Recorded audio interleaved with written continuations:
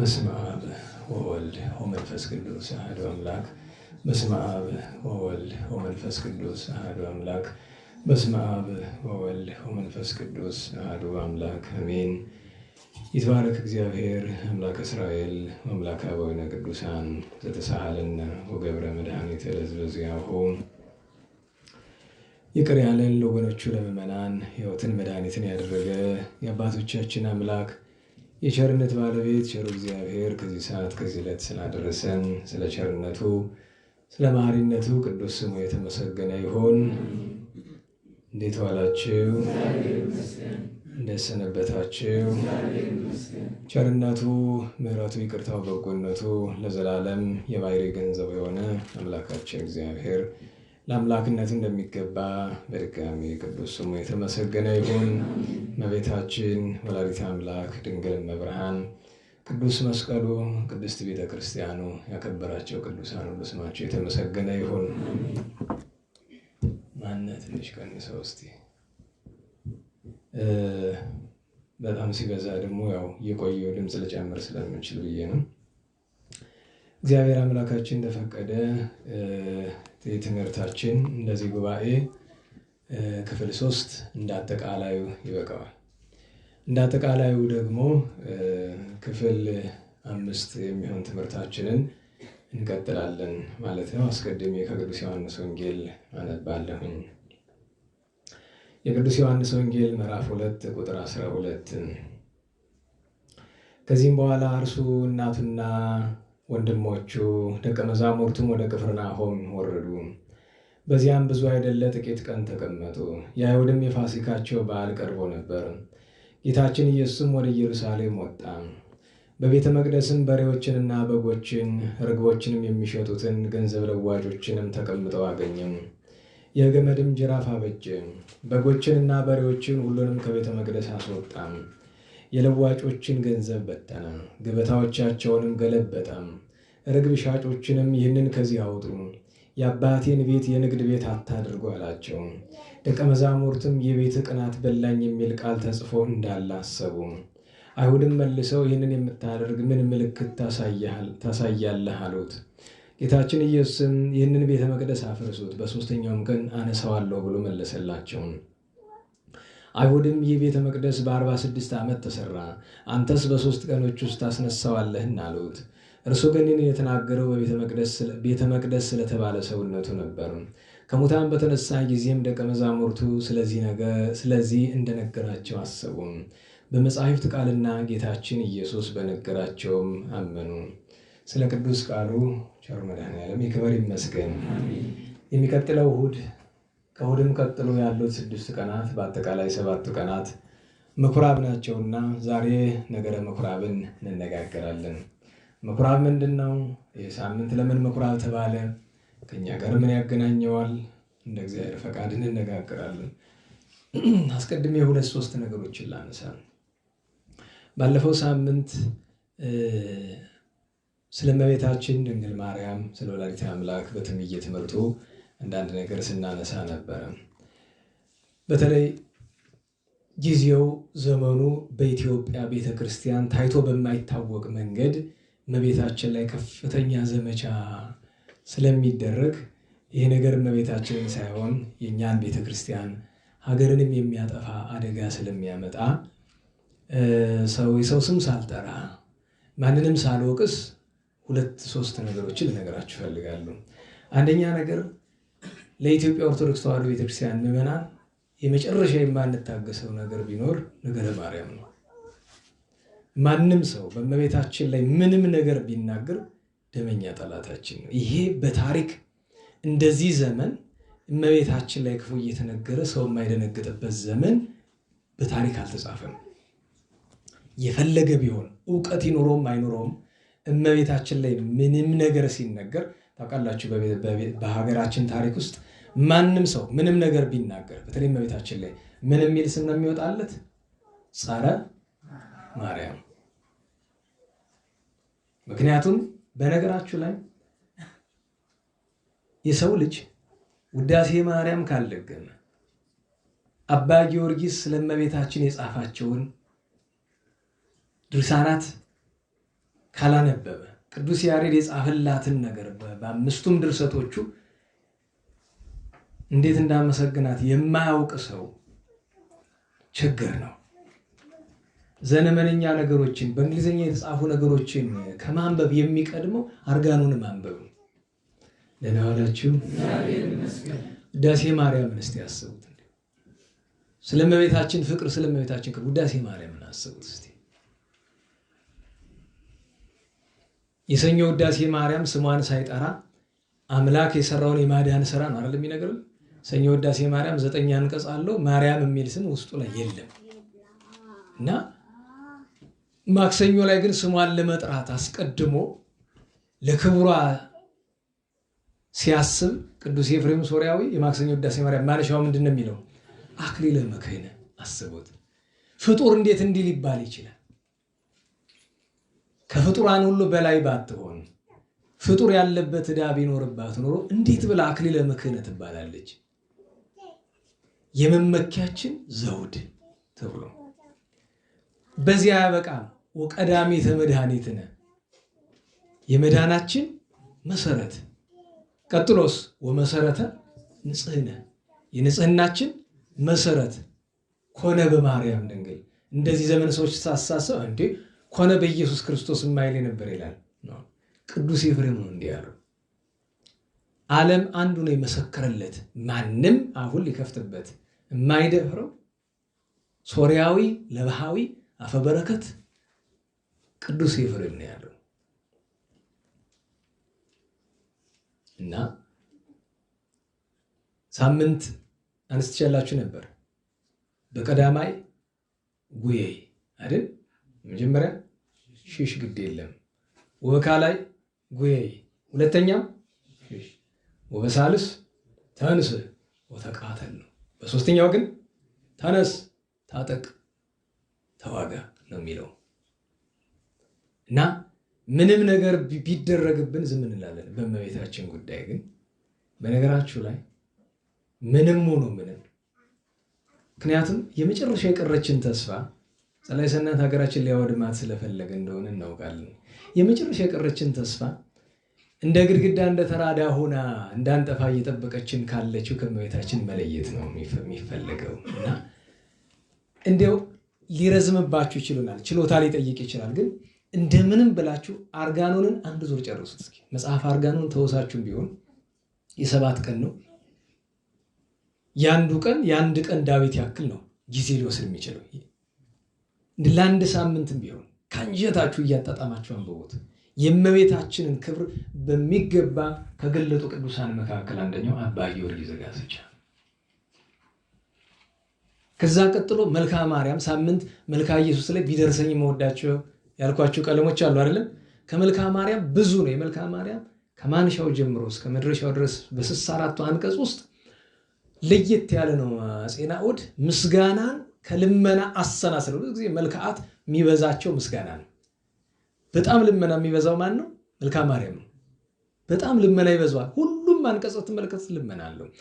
ከዚህ ሁሉ ሰዓታችንን ለመቆጠብ ለስትንፋስኪ ለገቦኪና ለመልክኪ ቢደርሱኝ እወዳለሁ። ይሄውም የኔ ምኞት ብቻ አይደለም፣ ደጋጉም ነበሩ። ለምሳሌ በጎጃም ምድር በጣም ከተመሰገኑ ቅድስና ካላቸው በጣም አርጅተው ካረፉ አባቶቻችን ቅድስና ከጉባኤ መምህርነት ጋር ከደመሩ አበው አንዱ ከማረፋቸው በፊት በ125 ዓመታቸው 125 ዓመት ደርሰው እያለ ከጎንደር ደጋግ ሊቃውንት አንዱ የእንታይማነ ብርሃን የምታውቋቸው ከሆነ የእንታይማነ ብርሃን መምህር ናቸው ነው የሚባሉ። እኒያ ትልቅ ሰው ትልቅ ሊቅ የእንታይማነ ብርሃን አርጅተው ካረፉ እንኳን ስንት ዓመት ሆነ አይደለም?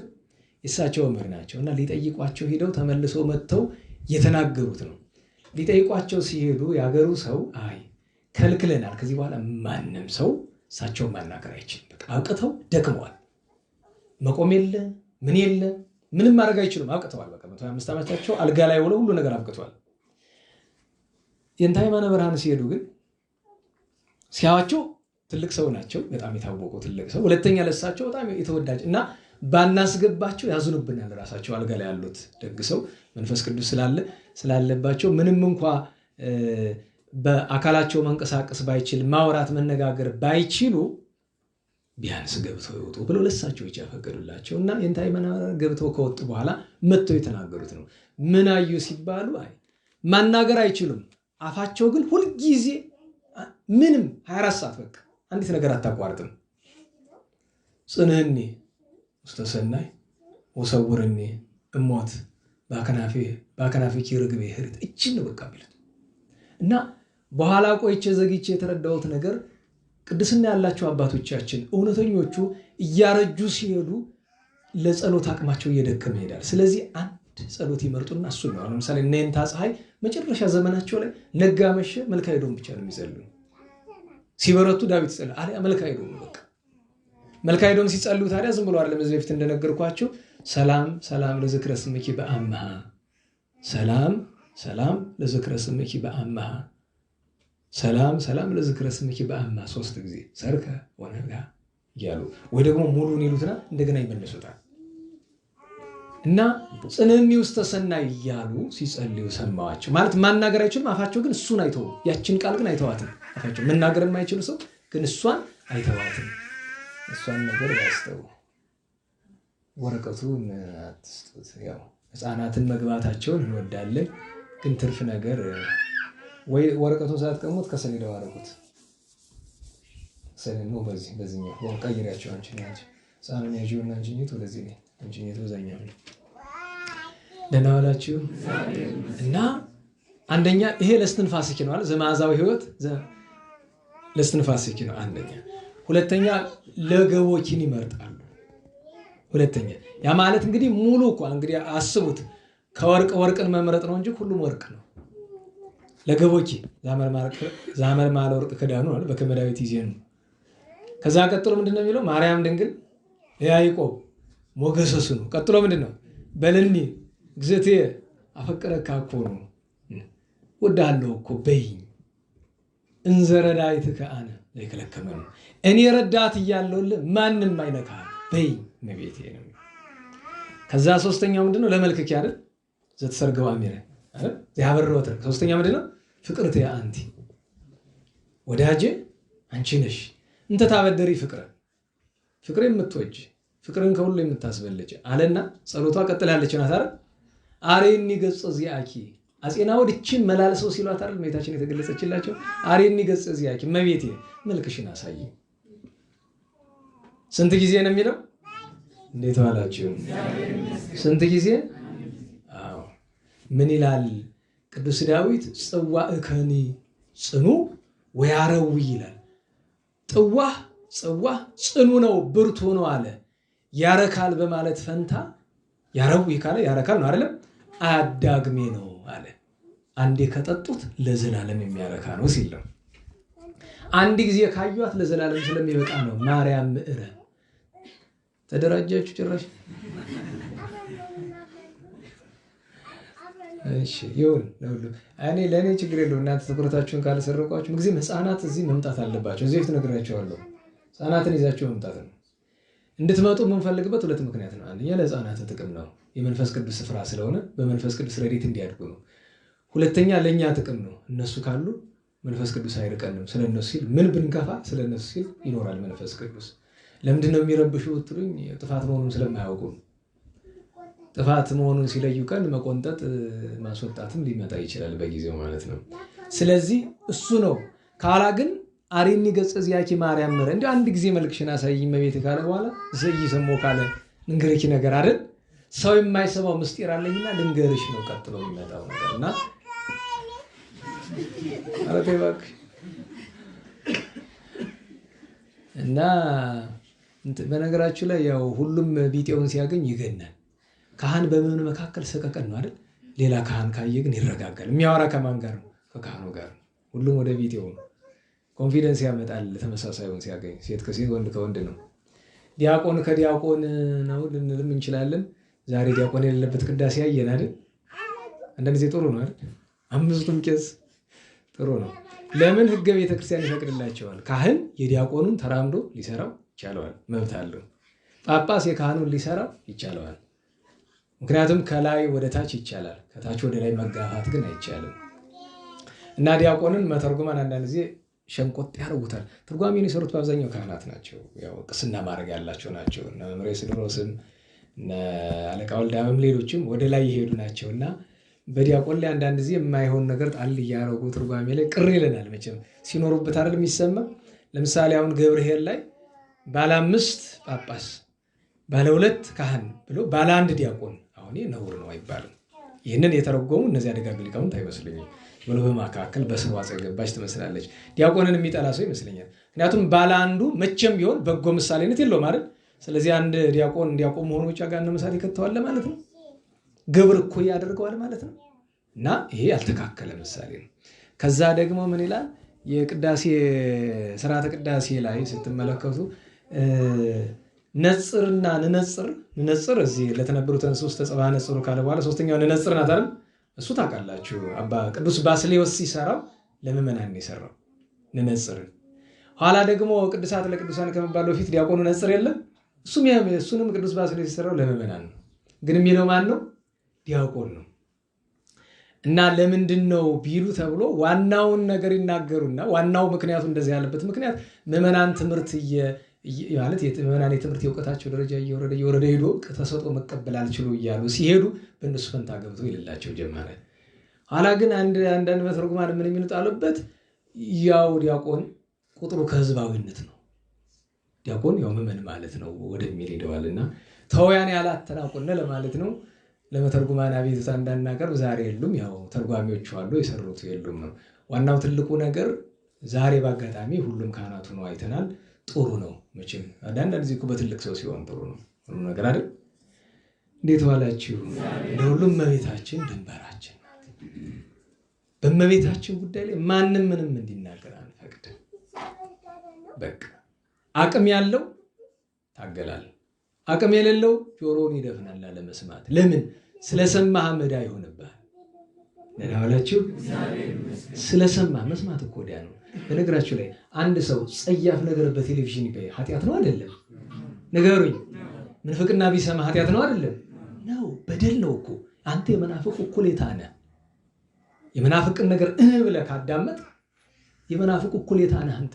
ግማሽ የበደሉ ተሳታፊ ነህ። ስንማስተዋል ይገባናል። ሽማን ሸዋናት እንግዲህ እመቤታችንን ነገር አውስቼ ልጀምር ብዬ ነው። ሁለተኛው ነገር ሳምንት ገብስ ብዬ ነበረ ያላመጣችሁ መሰለኝ። እንግዲህ ያው መቼም እግዚአብሔር ይመስገን እንኳን ምን በላው እግዚአብሔር ያሳጣን። አሁን ያዘዝናችሁ ገብስ ስርዓታችን ቢሆን ኑሮ ጦም ልታሳድሩን ነው ወይ? ገንዘብ ከቸገራችሁ አትጠይቁን። ሙያ ነው ከእናንተ በረከት እንድታገኙ ነው። ባለፈው በሽምብራ እንዴት እህታችን ብዙ ታግላ ያውም እያበዛችሁ አንድ ሙሉ ድፎቅ ሽምብራ እሱን ላስተማሪው ስጡት እያለች ወይ እንኳን በልቼ ቆርሼ የማልጨርሰው ነገር ለብዙ ሰው ስዘክር ነበረ። እና ዋናው ትልቁ ነገር ለሚቀጥለው ሳምንት ደግሞ ካላመጣችሁ ሳላየው ቀርቼ ያመጣችሁት ከሆነ እሰየው፣ ካላመጣችሁ ለሚቀጥለው ሳምንት ሳንቲም ከቸገራችሁ ከአስተባባሪዎች ተቀበሉን ይሰጣቸዋለሁ። ስለዚህ እንደሱ አድርጉ። ሳምንት አሁን ወደ ዋና ትምህርታችን እንግባ። ምኩራብ ምንድን ነው? ቃሉ ራሱ ምንድን ነው? እንግዲህ አባቶቻችን በአንድ አንቀጽ ምኩራብ ማለት ቤተ ጸሎት፣ ቤተ ትምህርት ወይም ጉባኤ ቤት ብለው ተርጉመዋል። በአንዳንድ ቦታ ምኩራብ ብሂል መስጂድ ብለው የተረጎማሉ። ያልቀና ይመስላል። ከምን አምጥተው እንደዛ ብለው እንደተረጎሙት አላውቅም። ስንክሳር ላይ ያላይታችሁት ከሆነ እንታ ላይ ከማርያም ናቸው እንደዛ ያሉት እና ሲመስለኝ ወደ ምስጢሩ ሂደው ይሆናል አላውቅም። ወደ ምስጢሩ ሂደው ማለት ምኩራብ ክርስቶስ መድኃኒታችን ከመጣ በኋላ ዛሬ ተተክታለች አይደል? በሌላ አንዲትን ነገር ክርስቶስ እለፊ ካላት በኋላ መልሶ መጠቀም ጣዖት ስለሆነ አይደል? አሁን ለምሳሌ እኛ ምን ሰዋ የጌታችን ቅዱስ ሥጋው ክቡር ደሙ ነው ወይስ የበግና የላም ስጋ ነው ምን ሰዋ? አሁን የበግና የላም ስጋ መሰዋት ጣዖት አምልኮ ነው አይደለም? ነው። በግ በሬ ላም ብናርድ ለቤታችን ለመመገብ ካልሆነ በቀር ለመንፈሳዊ ስራ አይሰዋም የለም። ምክንያቱም ጌታ እለፍ ብሎ የተሻለውን የዘላለም ሕይወት የሚሰጠውን ቅዱስ ሥጋው ክቡር ደሙን ስለሰጠን ልክ እንደዛኛውን ምኩራብ አያስፈልገንም። ወደዚያ ምስጢር ላይ ይመስለኛል መስጊድ ብለው ወደ መተርጎም የሚሄዱት ለሁሉም ምኩራብ በአንድ ልሳን ቤተ ጸሎት፣ ቤተ ትምህርት ወይም ጉባኤ ቤት እንደማለት ነው። ምኩራብ ባለው ምርካብ ብለው ቢተረጉሙት ደግሞ ያስኬዳል። ረከበ ምንድን ነው? አገኘ ነው አይደለም? ምርካብ ካለ ደህና ዋላችሁ። ምርካብ ማለት ምንድን ነው? መገናኛ ማለት ነው። መገናኛ አይደል? አይሁድ ቤተ እስራኤል ወደ ምድር ተበተኑ፣ በስደትም በመከራም ብዙ። በዚያ በተበተኑበት ጊዜ አምልኮ እንዴት ይፈጽሙ? ስለዚህ ነገር በኢየሩሳሌም አንድ ስርዓት ነበረ። ቤተ መቅደስ በዓለም በብሉይ ኪዳን ስንት ናት? አንዲት ብቻ ናት። ስለዚህ እዚያች በዓመት አንዳንዴም 2-3 ጊዜ ስለሆነ የሚሆን ስርዓታቸው 3 ጊዜ ነው። ግን የቻለ 3 ጊዜ፣ ያልቻለ 2 ጊዜ፣ 1 ጊዜ ይሄዳል። እስከዚያው ድረስ ግን እግዚአብሔር እንዴት ያምልኩ? ወዴት ያምልኩ? በምን መንገድ ያምልኩ? ስለዚህ ምኩራብ ማለት እሱ ነው። ቤተ መቅደስ ከመሄዳቸው በፊት ለትምህርት ለጸሎትና ለምክክር አይሁድ ቤተ እስራኤል የሚገናኙበት ቤት ነው። በብሉይ ኪዳን የተባረከ ቤት ነው። ምክንያቱም አሁን ነገ እሑድ ቀለው ምንድን ነው የሚለው? ጌታችን ወበአ እግዚእነ ምኩራቦሙ ለአይሁድ ነው አይደለም? ጌታችን ወደ አይሁድ ምኩራብ ገባ፣ ወመሃሮሙ አስተማራቸው፣ ድውያንን ፈወሰላቸው፣ ድንቅ ድንቅ ስራ ሰራላቸው። ስለዚህ ምኩራብ ቤተ ጸሎት ነው፣ ጸሎት የሚያደርሱበት። ቤተ ትምህርት ነው፣ ቃለ እግዚአብሔር የነቢያትን ትንቢት የኦሪትን ስርዓት የሚማማሩበት። እንደገና ደግሞ የምክክር ስፍራ ነው፣ እንደ ሲናጎግ እንደሚባለው። ምንም እንኳን በኢየሩሳሌም የራሱን የቻለ ስፍራ ቢኖረው መወያያ ነው። ሲከፋ ደግሞ መዶለቻም ያደርጉታል፣ ክፉ መምከሪያም ያደርጉታል። ግን ክፉ መምከሪያ ያደረጉት በራሳቸው ክፋት ነው። ስለዚህ ነገር በሐዲስ ኪዳን በምኩራብ የተተካች ቤተክርስቲያን ናት የሚል አንዳንድ ሰው ስም አለው አይደለም። ብዛቱን ሲያዩ ሊሆን ይችላል። ቤተክርስቲያን የተተካች በማን ነው? በመቅደስ ነው። እንዴት ዋላችሁ? ቤተክርስቲያን የተተካች በማን ነው? በምኩራብ የተተካ ቤተ ጉባኤ ነው። ምክንያቱም ቤተ ምኩራብ ገደቦች ነበሩት፣ ማድረግ የማይችል። ለምሳሌ ቤተ ጉባኤ የጸሎት ቦታ ነው አይደለም? ንገሩኝ። የትምህርት ቦታ ነው አይደለም? የመንፈሳዊ ምክክር ቦታ ነው አይደለም? ነገር ግን ታቦት ይቀመጥበታል? አይቀመጥበትም አይደል? ቅዳሴ ይቀደስበታል? መስዋዕት ይሰዋበታል? እንደዛ ነው። ምኩራብ ቤተ መቅደስ ላይ የሚደረገው ነገር አይደረግበትም። ትምህርት፣ ጸሎትና መንፈሳዊ ምክር ነው የሚደረግበት። ስለዚህ በምኩራብ የገባ ቤተ ጉባኤ ነው። ቤተ ጉባኤ ነው። ቤተ ጉባኤ ጫማ አውልቆ ባጭር ታጥቆ አደግድጎ ወድቆ ሰግዶ ነው የሚገባ። ዝም ብሎ አይደለም። ክቡር ቦታ ነው። ምስጢረ ስጋዌ፣ ምስጢረ ስላሴ፣ አዕማደ ምስጢር፣ ምስጢራተ ቤተክርስቲያን የሚነገሩበት መንፈስ ቅዱስ ዘወትር የማይለይም እንድታውቁ ያስፈልጋል። ምንጊዜም ቤተ ጉባኤ ስትገቡ፣ በተለይ ቤተ ጉባኤ ላይ ያላችሁ ሰዎች ጥንቃቄ ማድረግ ያስፈልጋል። አሁን በቀደም ዕለት አንድ ቤተ ጉባኤ ሂጄ ከመውጣቴ በፊት አንድ ነገር ማድረግ ነበረብኝ። ይቅርታ መጠየቅ ነበረብኝ። ይቅርታ መጠየቅ ስለሁለት ነገር ነው። አንደኛ ስለረገጥኩትም ይቅርታ መጠየቅ አለብኝ። ያንን ለመርገጥ ሰውነቴ የተዘጋጀ ነው ወይ? ምን ያህል አቅም አለኝ እኔ ቤተ ጉባኤን ለመርገጥ? አይ ከቤተ ጉባኤ ፊት ቤተክርስቲያን ከሱ የሚበልጠውን እየገባበት አይደል? ከሱም ሲወጣ ይቅርታ እየተጠየቀ ነው የሚወጣው፣ ሲገባም ሲወጣ። ምን ያህል ሰውነታችን ቤተ መቅደሱን ለመርገጥ ይመጥናል? ምን ያህል እንመጥናለን? እሱን ማወቅ ይገባናል። አሁን ወደ ዋና ጉዳያችን እንምጣ። ምኩራብ ብሎ ቅዱስ ያሬድ ሶስተኛውን እሑድ ለምን ሰየመ ብሎ ቢሉ እየነገረን የመጣው ዘወረደ ነው አይደል? እንዴት ዋላችሁ? ከኔ ይልቅ እናንተ አትሳቡ እኮ ብያቸዋለሁ። እንዴት ዋላችሁ? መጀመሪያ ዘወረደ አለን አይደለም? አምላክ ምን ሆነ? ሰው ሆነ። ቀጥሎ ቅድስት አለን አይደለም? ስለ ቅድስት ያነሳናቸው ሌሎች ነገሮች እንዳሉ ነው። ግን ጌታችን ሰው ከሆነ በኋላ አድጎ የሥራው መጀመሪያ ምን አደረገ? ጾም አይደል? ቅድስት ማለት የጌታ የጾም ማንሻ ናት አይደለም? ከዛ ጌታችን ከጾመ በኋላ ተመልሶ የመጀመሪያ ስራ ያደረገው ምንድን ነው? ከዚያ ወጥቶ ይላል አይደል? 40 መዓልት 40 ሌሊት ጾመ። ጾሙን ሲፈጽም ይሄ መቅድመ ወንጌልና መቅድመ ባሕር ሐሳብ ማለት ነው። ጾሙን ሲፈጽም ሰይጣን በ3 አርእስተ ኃጣው መጣበት። በ3ቱ አርእስተ ኃጣው ቢመጣበት በ3ቱ አርእስተ ምግባራት ድል ነስቶታል። በትዕቢት ቢመጣበት በትሕትና፣ በስስት ቢመጣበት በትዕግስት፣ በፍቅረ ነዋይ ቢመጣበት በጸሊአ ነዋይ ድል ነስቶታል። ሶስቱ አርእስተ ኃጣውእ የሚያሰኙ እሊህ ናቸው። ዛሬ ሰው እሊህን ድል የነሳ ከሆነ ይላል ሶስቱን አርእስተ ኃጣውእ ሰው ካሸነፈ ሌሎች ኃጣውእ አይቆሙለትም፣ አይቋወሙትም። ማንኛውንም ኃጢአት ማሸነፍ ይችላል። ትዕቢትን፣ ስስትና ፍቅረ ነዋይን ካሸነፈ ሰው የትኛውም አይነት ፈተና፣ የትኛውም አይነት ኃጢአት አያሸንፈውም። ከዚያ ቀጥሎ ምንድን ነው የሚለው? ከዚያ ወጥቶ ይላል ከየት? ገዳመ ቆሮንቶስ ምድረ እስራኤል ገብቶ ምን ጀመረ? ትምህርት ታምራት ጀመረ ይላል። ስለዚህ ጌታችን ወረደ፣ ተወለደ፣ ሰው ሆነ አለ። ከዛ ጾመ አለ። ቀጥሎ የሚመጣው ምንድን ነው? አስተማረ ነው። ስለዚህ ምኩራብ ያለን ጌታችን ያስተምር የነበረ ብዙ ስፍራ ነው። ዋናው የትምህርት ቦታ ግን የትኛው ነው? በምኩራብ ነው። ስለዛ ነው ጌታችን ወደ አይሁድ ምኩራብ ገባ፣ አስተማራቸው፣ ድውያንንም ፈወሰላቸው የሚለን። ስለዚህ ይህ ሳምንት ጌታችን መድኃኒታችን ኢየሱስ ክርስቶስ ያስተማራቸውን ትምህርቶች በሙሉ ለቻለ ሰው የምናስብበት ነው።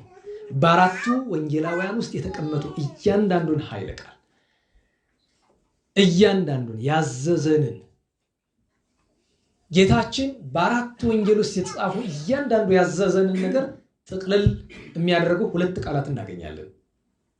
አንደኛው በቅዱስ ማቴዎስ ወንጌል ምዕራፍ 17፣ ሁለተኛው በቅዱስ ዮሐንስ ወንጌል ምዕራፍ 2 ነው የምናገኘው። ጥቅልል አድርጎ ምን ማድረግ እንዳለብን ጥቅልል አድርጎ የሚነግረን አንደኛ የባህሪ አባቱ እግዚአብሔር አብ ምን ይለናል? ዝንቱ ውእቱ ወልድየ ዘአፈቅር አለ። የምወደው የምወልደው ህልውኝ የምመለክበት አንድያ ልጄ ነው ካለ በኋላ ምንድን ነው? ወሎቱ ንገሩኝ ስምዕዎ እርሱን ምን በሉት? ስሙት አለ።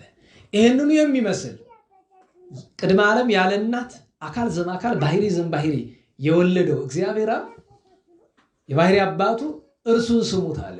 በቅዱስ ዮሐንስ ወንጌል ምዕራፍ 2 ቁጥር 5 ላይ ደግሞ እመቤታችን ድንግል ማርያም ምን አለች?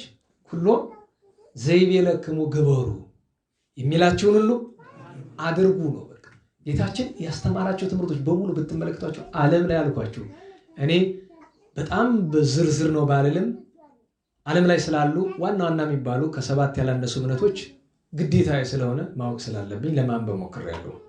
ህጎቻቸው አንዳንድ ህጋቸው ብዙ አይከፋም። አሁን የቡዲዝም ህግ አለ፣ የሂንዶቹ አለ፣ የሽንቶ አለ፣ የዞራስትራን አለ፣ የእስልምና አለ፣ ሌሎችም አለ። ብዙ ጊዜ በአደባባይ የሚያወጡት ደጋግመው የሚናገሩት በጎ ህግ አለ አይደል? ሰላም፣ ፍቅር፣ ምጽዋት ምናምን ይላሉ አይደል? ወደ የትኛው እምነት ጓዳ ስትገቡ ግን እንደዛ አይደለም። የሰው እምነት ለመንካት አይደለም። ቤትም አልፋችሁ ብትፈተፍቱ ሐዲስ ኪዳን ውስጥ ሰውን እንድትበድሉ እንድትገፉ የሚያበረታታ አንድም ቃል አታገኙ።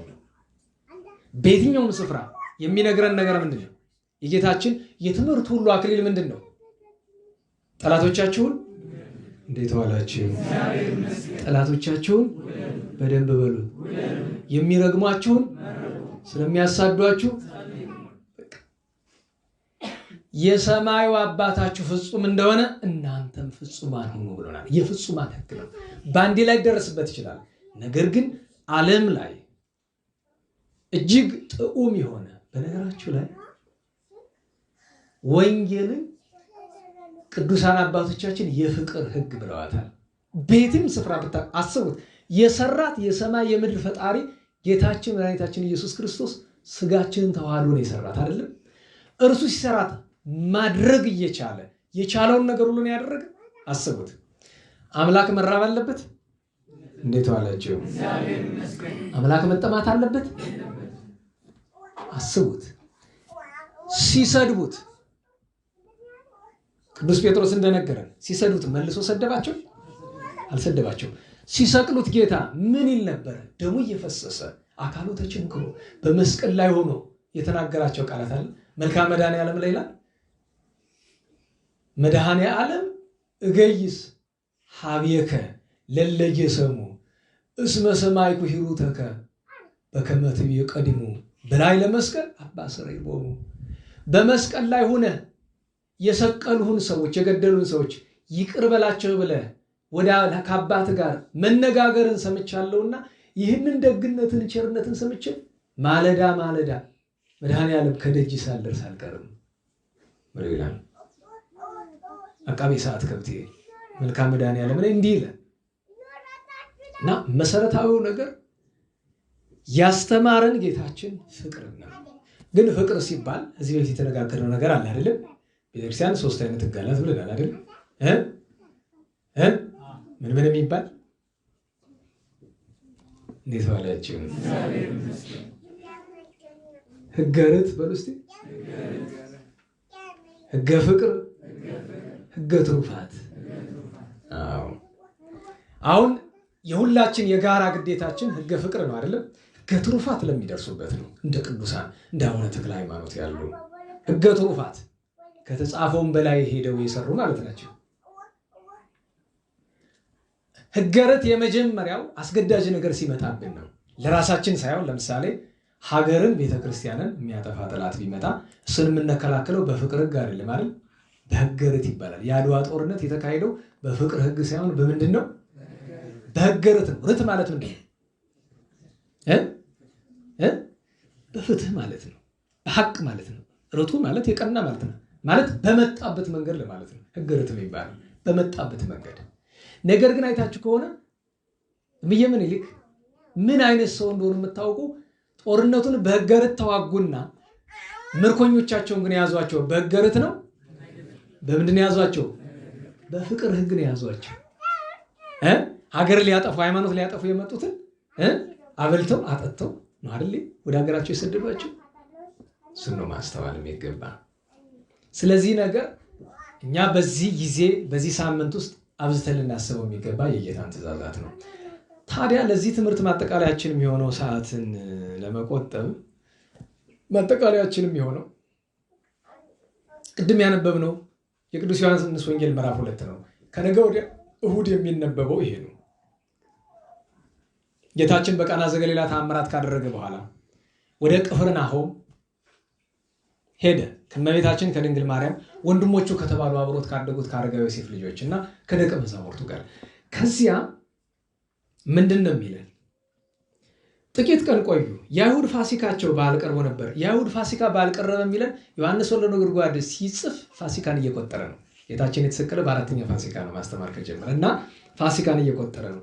እንዲህ ያለና ጌታችን ወደ ኢየሩሳሌም ወጣ። ምክንያቱም ፋሲካ በዓለ ፍስ ሲደርስ ወደ ኢየሩሳሌም ወጣ። ወደ ኢየሩሳሌም ሲወጣ አይኑ አንድ ነገር ተመለከተ ማለት ስለተዋህደው ስጋ ነው እንጂ ጥንቱን ያውቀዋል። እዚያ ስፍራ ላይ ሲደርስ ምን አየ ይላል? በቤተ መቅደስ በሬዎችና በጎች ርግቦችን የሚሸጡ ገንዘብ ለዋጮችም ተቀምጠው አገኘ። አሁን ወደ ተግሳጹ አልገባም፣ አስፈላጊ ስላልሆነ እዚህ ላለ ነው ብቻ ነው ተግሳጽ። ምክንያቱም ተግሳጹ ረዝሞ ሄዶ ከላይ ወዳሉ ሰዎችም ስለሚደርስ አሁን ጌታችን ቤተ መቅደስን ገበያ ሆኖ ሲያዩ፣ ልብ በሉ፣ ገበያ ሆነ ማለት እንደ ቀላል እንዳትመለከቱት። እንዴት ዋላችሁ? ገበያ ማለት አንደኛ ተግባረ ሥጋ፣ ተግባረ ነፍስ በሚሰራበት ስፍራ ላይ ተግባረ ሥጋ መስራት በጣም ነው። አንድ ሁለተኛ በገበያ ምን አለ? ስርቆት፣ ማጭበርበር አለ። እንግዲህ ገበያ ወደ ቤተ ክርስቲያን ገባ ማለት ሌብነት ገባ ማለት ነው። ማጭበርበር ገባ ማለት ነው። የሥጋ ስራ ገባ ማለት ነው። ጌታችን በሌላው ጊዜ ቅድም ሕገ ርት ብያቸዋለሁ አይደል? ይሄ ፍቅር አምላክ ስለ ፍቅር ያስተማረን ቸር መድኃኔዓለም እዚህ ላይ ሲደርስ ግን ምን አደረገ? ወገብረ በሉ እስቲ መቅሰፍተ ጥብጣቤ ዘሐብል፣ የገመድ ጅራፍ ሰራ ይላል። በነገራችሁ ላይ ጌታችን ያደረገው ነገር ሁሉ ማለት ነው። ጅራፍ መስራት ትችላላችሁ? የሚሆንለት አለ? ጅራፍ እኮ ያስፈልጋል አንዳንድ ጊዜ አይደለም? ጅራፍ የሚያስፈልግበት ጊዜ አለ። መልኩ ብዙ አይነት ሊሆን ይችላል። ጅራፍ ያስፈልጋል። ጌታችን ለዛ ነው የሚገርመው ነገር ገብረ ነው የሚለን እኮ እዚያው ሆኖ ታታ ይላል። አዘጋጀ ከገመድ። ልብ በሉ ጅራፉን አዘጋጀ። ነገር ግን ጅራፉን ከሌላ ነገር አልሰራውም። ከጠንካራ ነገር አይደለም። ከምን አደረገው? ለስለስ ካለ ነገር ይውላችሁ። እንደ ፈታይነቱ ሊቀጣ ነው፣ እንደ መሐሪነቱ ደግሞ እንዳይጎዱ። ለምን? ሰዎቹን ሳይሆን እንስሳቱን ነው የሚገርፍበት አይደለም? እንዳይጎዱ። ምክንያቱም እውነተኛ ገበሬ በሬውን ይገርፋል። እንዲሁ ገጠር ያደጋችሁ ይገርፋል። አይታችሁ ከሆነ ምንድነው የሚያደርግ? በመጀመሪያ ስሙን እየጠራ እያቆላመጠ ነው የሚያሰራው። እምቢ ሲለው ግን ምንድነው የሚያደርግ? መቃጣት ነው። አይደል? እንዲያም ካለ ደግሞ ያጮህበታል። እንዲያም ካለ ቀስ አድርጎ ነው የሚጥልበት። ለምን? ደምሮ ስለሚሄድ። እሱን ማስተዋል ይገባናል። አምላክ ነዋ። አባቶቻችን ይላሉ። ደህና ዋላችሁ። አሁን የገዛ የወለዳችሁትን ልጅና ያልወለዳችሁትን ልጅ ቅጡ ብትባሉ በጣም የምታጠብቁበት ማን ላይ ነው? ያልወለዳችሁትን አይደል? ለመድኃኒታችን ክርስቶስ ለእግዚአብሔር ግን ሁላችን ምንድን ነን? ኧረ ንገሩኝ በሞቴ ሊያዳላ ከኛ መካከል አይቻለውም። ጅራፍ ሰራ። አባቶቻችን ጅራፍ ምንድን ነው ቢሉ ቅድም ያላችሁ ሕገ ርት የሚያስፈልግበት ጊዜ አለ። ቤተ መቅደስን ለማጽዳት የሚያስፈልግ ነገር። አሁን ቤተ መቅደስ እንዴት ነው መጽዳት ያለበት? በዚህ ዘመን መናገር አያሻኝም፣ አያስፈልገኝም። ልኖርበት ያለ አዝማሪ ነው። እንደዛ ነው። እንዲያውም አንድ ገጣሚ ምን አላሉ? ዛሬ አሜሪካን ያለ በዚህ በባህር ዳር የነበረ ገጣሚ እኔ ምን አገባኝ የምትሉት ሐረግ እሱ ነው ሀገሬን ያርዳት እንደበግ አለ። ይገርማል አይደል? ገብታችኋል? እኔ ምን አገባኝ የምትሉት ሐረግ፣ እኔ ግን ምን አገባኝ የምትለው ሐረግ ናት አይደለም? የምትሉት እሱ ነው ሀገሬን ያርዳት እንደበግ ማለት ለምንድን ነው ምን አገባኝ የምትሉት? ምን አገባኝ እያልን ነው ሀገራችንን ያሳረድናት ነው ችግሩ። ቀጥሎ ሁለት ስንኝ ይቀራል የሚል ግጥም ልጽፍ ተነሳሁኝና ምን አገባኝ ብዬ ተውኩት እንደገና ይላል። እንደዛ አይደለም? እና አንዳንድ ጊዜ እንግዲህ ያገባል እንደሚለው ሰው እንደዛ ነው። ለሁሉም እስቲ ለጊዜው ፊት ለፊት ያለን ሰዎች ብንመካከርን ብንገሳሰስም የኛው ይሻላል። ስለ ምኩራብ ለማውራት ወደ መስባኩ እንለፍ። ይሄ ንባብ የተነበበበትን ምክንያቱም መጨረሻ ላይ ምንድን ነው የሚለን? ጌታችን በገመድ ጅራፍ ካባረረ በኋላ አንድ ነገር አላቸው። ኢትረስዩ ቤተ አቡየ ቤተ ምስያጥ፣ የአባቴን ቤት ገበያ አታደርጉት ካለ በኋላ ደቀ መዛሙርቱ እንዲህ የሚል ቃል እንዳለ አስተዋሉ ይላል። እስመ ቅንዓተ ቤትከ በልዐኒ ብሎ ቅዱስ ዳዊት በመዝሙር 68 የተናገረው ለካ ለዚህ ነው ብለው ደቀ መዛሙርቱ ይህንን አስተዋሉ ይላል። አሁን ወደ ኋላ እንሂድ። ነገረ መቃብያን ነው መዝሙር 68 ላይ እስመ ቅንዓተ ቤትከ በልዐኒ፣ የቤት ቅናት ምን አለኝ? በላኝ፣ አቃጥለኝ። ትዕይርቶሙ ለእለ ይትዔይሩከ፣ አንተን የሚገዳደሩ መገዳደራቸው ይላል ወድቀ ላዕሌ፣ በእኔ ላይ ደረሰብኝ። ወቀጻዕክዋ በጾም ለነፍሴ፣ ሰውነቴን በስልት በቀጠና በጾም አደከምኋት ይላል ቅዱስ ዳዊት። መቃብያንን እያሰበ በኋላ ዘመንም መድኃኒታችን ክርስቶስ የሚሰራውን ስራ እያሰበ እንዲህ ይላል። ማን? ቅዱስ ዳዊት ልበ አምላክ። ታዲያ ነገሩ የተነገረ ስለ መቃብያን ነው። የአንጢአኮስን ታሪክ ተርኬላችሁ አይደል? በቀደም የቅዱስ ዳዊት ቀን አነሳ ነው አይደል? መግባት የሌለበትን ንጉሥ አስገቡት አይደል? ከገባው በኋላ በቀደም ካቋረጥኩበት ልቀጥልላችሁ። ልክ እንደገባ ኃያላንን አሰረ፣ 40 ሺህ ገደለ፣ 40 ሺህ አመለጠ፣ 40 ሺህን ባሪያ አደረገ። መጀመሪያ ነገር ግን አልዓዛርን ጠርቶ ምንድን ነው ያለው? አንተ ካህን ሆይ አንተ ጽዩፍ ነህ አውቃለሁ። በነገራችሁ ላይ ደስ ይላል እኮ አይደል? ጠላት እንደዚህ ሲመሰክር አንተ ጣዖትን ትጠየፋለህ አውቃለሁ። ለጣዖት የተሰዋ ትጠየፋለህ። አንተ የጣዖት መስዋዕት ብላ ብዬ ለፀሐይ ስገድ ብዬ አላስገድድህም። እንደማታደርገው አውቃለሁ። እኔ የምፈልግ ፀሐይን በአንተ ፊት አድርገህ ማን ነው ስለ ኪሩብን በአንተ ፊት አድርገህ ኪሩቤልን፣ ኪሩቤል ማለት የእግዚአብሔርን ዙፋን የሚሸከሙ ናቸው አይደለም? እንዴት ባላችሁ ሳትወልድ ብላ ሳይሆን ሳትወልድ ተማር ነው አይደል? እናቲቱ የለችም ባገሩ ነው። በቃ ችግር የለውም። እዚያ ውጭ ነው ያዳምጣው። ችግር የለውም። እዚያው ነው ያዳምጣው። ሶም ታወኩ። እንዴት ባላችሁ እንግዲህ ተረት ቀይራል። ሳትወልድ ተማር ይመስላል አይደል? አንድ ሁሉ ጊዜ እኮ አይደለም የሚረብሹ። አንዳንድ ቀን ግን ቀን አላቸው እንደዚህ ያለ ነገር የሚገጥማቸው።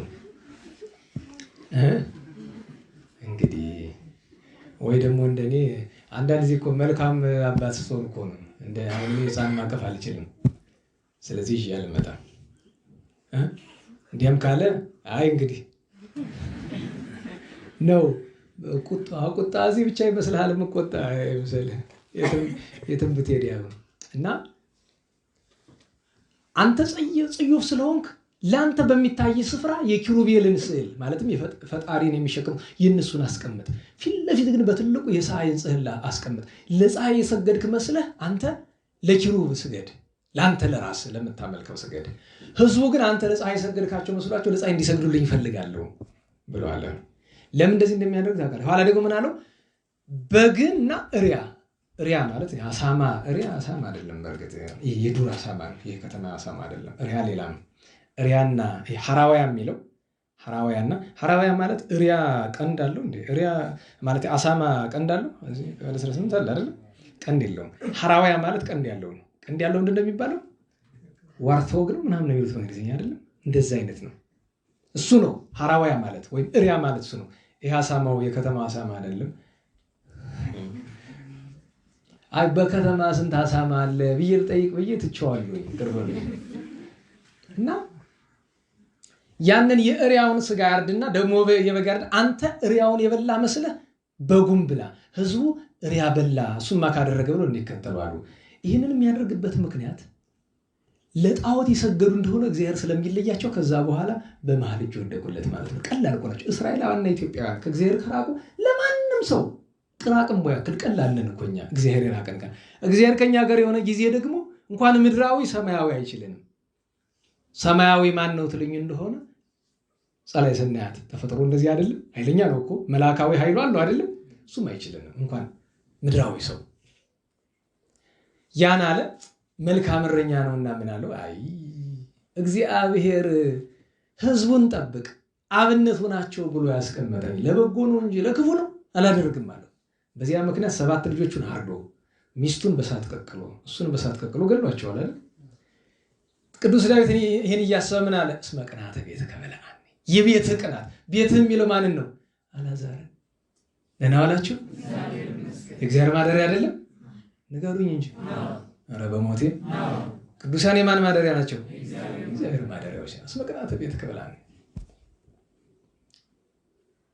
አዎ በቃለ ሰቆቃው ይብሉ አመ መቃብያን ቀኑ ዘተቀትሉ በእንቲአከ ዘይቀብሮሙ ኃጡ ወምኔሆሙ አልዓዛር ዘጥሉ ለርሱ አይደለም? በመዝሙረ ክርስቶስ ቅዱስ አባታችን አልዓዛር እንደዚያ በሳት ነዶ የሚቀብረው እንኳን ነበር። እስመ ቅንዓተ ቤትከ በልዓኒ። ቅዱሳን ሲገደሉ ሲታረዱ እንዲሁ ለማልቀስ ይገባል። የቤት ቅናት በላኝ ብሎ ሁለተኛ ቤት ያላት ኢየሩሳሌም፣ ሶስተኛ ቤተ መቅደስ። ለምን የቤት ቅናት አለ? ኢየሩሳሌም ለእግዚአብሔር መሰገዱ ቀርቶ ለፀሐይ፣ በቤተ መቅደስ ለእግዚአብሔር የሚቀርበው መስዋዕተ በግ ቀርቶ መስዋዕተ ሐራዋያ ቀረበባት። ወደዚህ ብታመጡት ቤተ መቅደስ መነገጃ፣ መሸቀጫ፣ ማጭበርበሪያ ሆኖ ታሪኩ ውስጥ ብትገቡ ብዙ አለው። ቤተ መቅደስ ሲያደርጉበት የነበረው በሬ ሲመጣ እንቁ ሲመጣ የሚያደርጉት የነበረ ራሳቸው አገልጋዮቹ የኦሪት የብሉይ ኪዳን ካህናቱ መነገጃ ማድረጋቸው ይቻላል። ስርቆታቸው ካህናቱ እንዴት እንደሚሰርቁ እንዴት እንደሚያጭበረብሩ በዛ ዘመን የነበሩት ኦሪታውያን ካህናት በትርጓሜ አለ፣ በብሉይ ታሪክ አለ፣ በሐተት አለ። እሱ ውስጥ ሁሉ አገባ። ለምን ንጽጽር ያሻላ? ምክንያቱም ትናንትን ተርከን ምን ያደርግልናል? ትናንት ገሌ ሰረቀ ምን ያደርግልናል? ዛሬ አንተ እንዳትሰርቅ ነው እንጂ ስትሰርቅ ተው ለማለት እኮ ነው እንጂ ትናንት ገሌ ሰረቀ ብዬ በተርከም ለምን ያደርግልናል? ስለዚህ ወደ እሱ አንገባ። ጌታችን ቤተ መቅደስ እስመ ቅንዓተ ቤትከ በልዓኒ ብሎ እንደ ቅዱስ ዳዊት ጌታችን መድኃኒታችን ፈጣሪያችን ኢየሱስ ክርስቶስ ቤተ መቅደሱን አጸዳ። ዛሬም ምኞታችን እሱ ነው። ሌላ ሳይልክ ራሱ እንዲያጸዳልን እንፈልጋለን። ሌላ የሚያጸዳ እንዲልክ ደግሞ አንለምንም። ከባድ ነው። የሚያጸዳ መልአኩ አይቀርም። ግን ልመናችን ጌታ ሆይ አንተ በቸርነት አጽደው፣ በአንተ እጅ ይሻላል። ለምን የእሱ ጅራፍ ቅድም የምንድን ነው አለ? የገመድ አይደል? አዎ እግዚአብሔር በጣም ሲጣላ ግን የገመድ። ምክንያቱም የአይሁድን ቤተ መቅደስ በጅራፍ አጸዳ። እምቢ ቢሉት በኋላ ማንን የላከ? ከ40 ዓመት በኋላ ጥጦስ አስባ ምንድን ነው የሚባለው? ማን? ጥጦስ አስባስያኖስ። እነሱን የላከ። እነሱ ህዝቡን በምንድን ነው የቀጡት? በገመድ ጅራፍ ነው አይደለም። መጀመሪያ ምንድን ያደርጉት? ዙሪያውን ዘጉት። ውሃ እንዳይገባ፣ እህል እንዳይገባ። በረሃብ ሲቀጡ ታውቃላችሁ ምን እንደተደረገ? እናት ሁለት ጎረቤታሞች ሲርባቸው ምን እናድርግ ተባባሉ። ልጆች ይቅርታ አድርጉለት ከህፃናት አላችሁ። አንድ ልጅ ብሎኛል አንድ ጋዜጠኛ፣ አንተ የቤተክርስቲያን ሰው አይደለም ፍልስፍና ምናምን ያሳበደው አይነት ሰው ነው፣ ግን ትንሽ ቤተክርስቲያኑ አንድ ጊዜ ወፈፍ ሲያደርገው ቤተክርስቲያን ይመጣል፣ ወፈፍ ሲያደርገው ደግሞ ወደዛ ፍልስፍና ይሄዳልና ባልደረባዬ ነው የነበረ ስራ እና ለካ ከሱ ቤት እሱ የተከራየባቸው ሰዎች ህፃን ልጅ የመጣ ጉባኤ ይማራል እና ዛሬ እንዲህ ብሎ አስተምረና አንድ ቀን ጠርቶ አንተ ትልቅ ሰው ትመስለኝ ነበር፣ ህፃናት ያለበት ጉባኤ ላይ የምትናገረው ነገር አትቆጥበውም? እንዴት እንዲህ ያለ ነገር ታስተምራለህ ብሎ አለኝ። ይኸውልህ እኔ 200 300 ወይ 500 600 ሰው ባለበት ጉባኤ ላይ ለሁለት ህፃናት ብዬ ሀገር እየጠፋ ዝም ብለን አልችልም። ያለኝ አማራጭ ሁለቱም ህፃናት ማስወጣት ነው፣ ነገሩን ከምቆጥበው ይልቅ ነው አይደል? አሁን ግን አይጠቅምም ብዬ ነው የተውኩት። አንዳንዶቻችሁ ግን እዚህ በፊት ሰምታችሁትም ይሆናል። ግን መቼም ልተው ግን ቀጥሎ የሚመጣው ነገር ገብቷችኋል። እንዲህ ያለ ጅራፍ ነው የምንፈልግ፣ እንዲህ ያለ ጅራፍ ነው የምንፈልግ። በእሱ አላበቃ፣ እርስ በርሳቸው ተራረዱ። ኋላም ኢየሩሳሌም ጠፋች፣ ቤተ መቅደስ ፈረሰች። የገመድ ጅራፍም ቢብለው በኋላ ቤተ መቅደሱም ጠፋ፣ ተቃጠለ። እስከ መቅደሱ ፈንቅለው እስከ መሰረቱ ፈንቅለው ጣሉት። እንዲህ ያለ ነገር ስላለ ዋናው ግን እስመ ቅንዓተ ቤትከ በልዓኒ በምኩራብ ደረጃ ዛሬ ከነገ ወር ጀምሮ በሚደረገው እንድናስበው የምንፈልገው ነገር ሌላ ሁሉ ትተን እስመ ቅንዓተ ቤትከ ቤትህ የተባለች ቤተክርስቲያንን፣ ቤትህ የተባለች ቤተ ጉባኤን፣ ቤትህ የተባለች ሀገራችንን፣ ቤትህ የተባለ ይህን ዓለም ማሰቡ እንዳለ ሆኖ ግን ከሁሉ የሚቀድመው እስመ ቅንዓተ ቤትከ በልዓኒ ማለት የሚገባ የእግዚአብሔር ቤት የተባለ መጀመሪያ ምንድን ነው? የእኛ ሰውነት ነው። ስለዚህ ስለ ራሳችን ሰውነት እንቅና። መጀመሪያ ከሀገር በፊት ከቤተክርስቲያን በፊት እኛ መጀመሪያ መንፈስ ቅዱስ ማደሪያ ነን። እኛ መጀመሪያውኑ ቤታችንን መንፈስ ቅዱስ እንዲረገው አላደረግንም፣ መሸቀጫ አላደረግነው፣ አልበደልንም። ሰውንን ሳንበድል መኖር ሊከብደን ይችል ይሆናል። ምን ያህል እንጸጸታለን፣ ምን ያህል ንስሐ እንገባለን፣ ምን ያህል እግዚአብሔርን እንፈራለን። እሱን ነው ማሰብ የሚገባን እና በምኩራብ እነዚህን ነገሮች ልናስብ ይገባል። እግዚአብሔር ሰሙነ ምኩራብን የበረከት የጸጋ የሀብት ያደርግልን፣ ጾሞ ለማበርከትም ያብቃን። ያስተማረውን ትምህርት ልብ እንድንለው በወንጌል እኔ መምህራችን ምን ይሉ ነበር? ካህኑ ወንጌል ቅዱስ ዘዜነወ ዘሰበከ ብሎ ካለ በኋላ እኛም ስብሐት ለከ እንላለን። ያ ከመባሉ በፊት ገና ዲያቆኑ ቁሙ አጽምዑ ብሎ ትእዛዙን ሲጨርስ እኔም ይገርመኛል እኮ ማለት ቅዱስ የወንጌልህን ቃል ለመስማት የተዘጋጀው አድርገኝ እባክህ። ለመስራት አይደለም መጀመሪያ ለመስማት። ወንጌልን በትክክል የሚሰማው ሰው ማን ነው? ወንጌልን በትክክል መስማት ምን ማለት ነው? ለምሳሌ ቅዱስ እንጦንስ ቤተክርስቲያን ሄዱ፣ ያለን ሁሉ ሸጠ ለነዳያን ሰጥ ሲባል ሰሙ አይደለም? ቀጥሎ ምንድን ያደረጉ? እንዴት ዋላችሁ? ምንድን ያደረጉት? ቀጥሎ ያላቸው ሁሉ ሸጠው ሄዱ። የሰሙትን አደረጉ። መስማት ማለት እሱ አይደለም። በሰዓታት አባ ጊዮርጊስ ከምስባኩ በኋላ ረሴነ ድለዋነ ለሰማያ ወንጌል ቅዱስ ብሎ ቅዳሴ ያቆማል አይደል? ሰዓታቱ ግን ይላል አኮ ዘንሰም ባሕቲቱ፣ የምንሰማ ብቻ አይደለም አላ ንግበር እንድንሰራውም አድርገን ከመ ይፍሬ ላዕሌነ ፍሬ ሰናየ፣ በእኛ ላይ በጎ ፍሬ እንዲያፈራ ቅዱስ ወንጌል እየንተ አሐዱ አለ።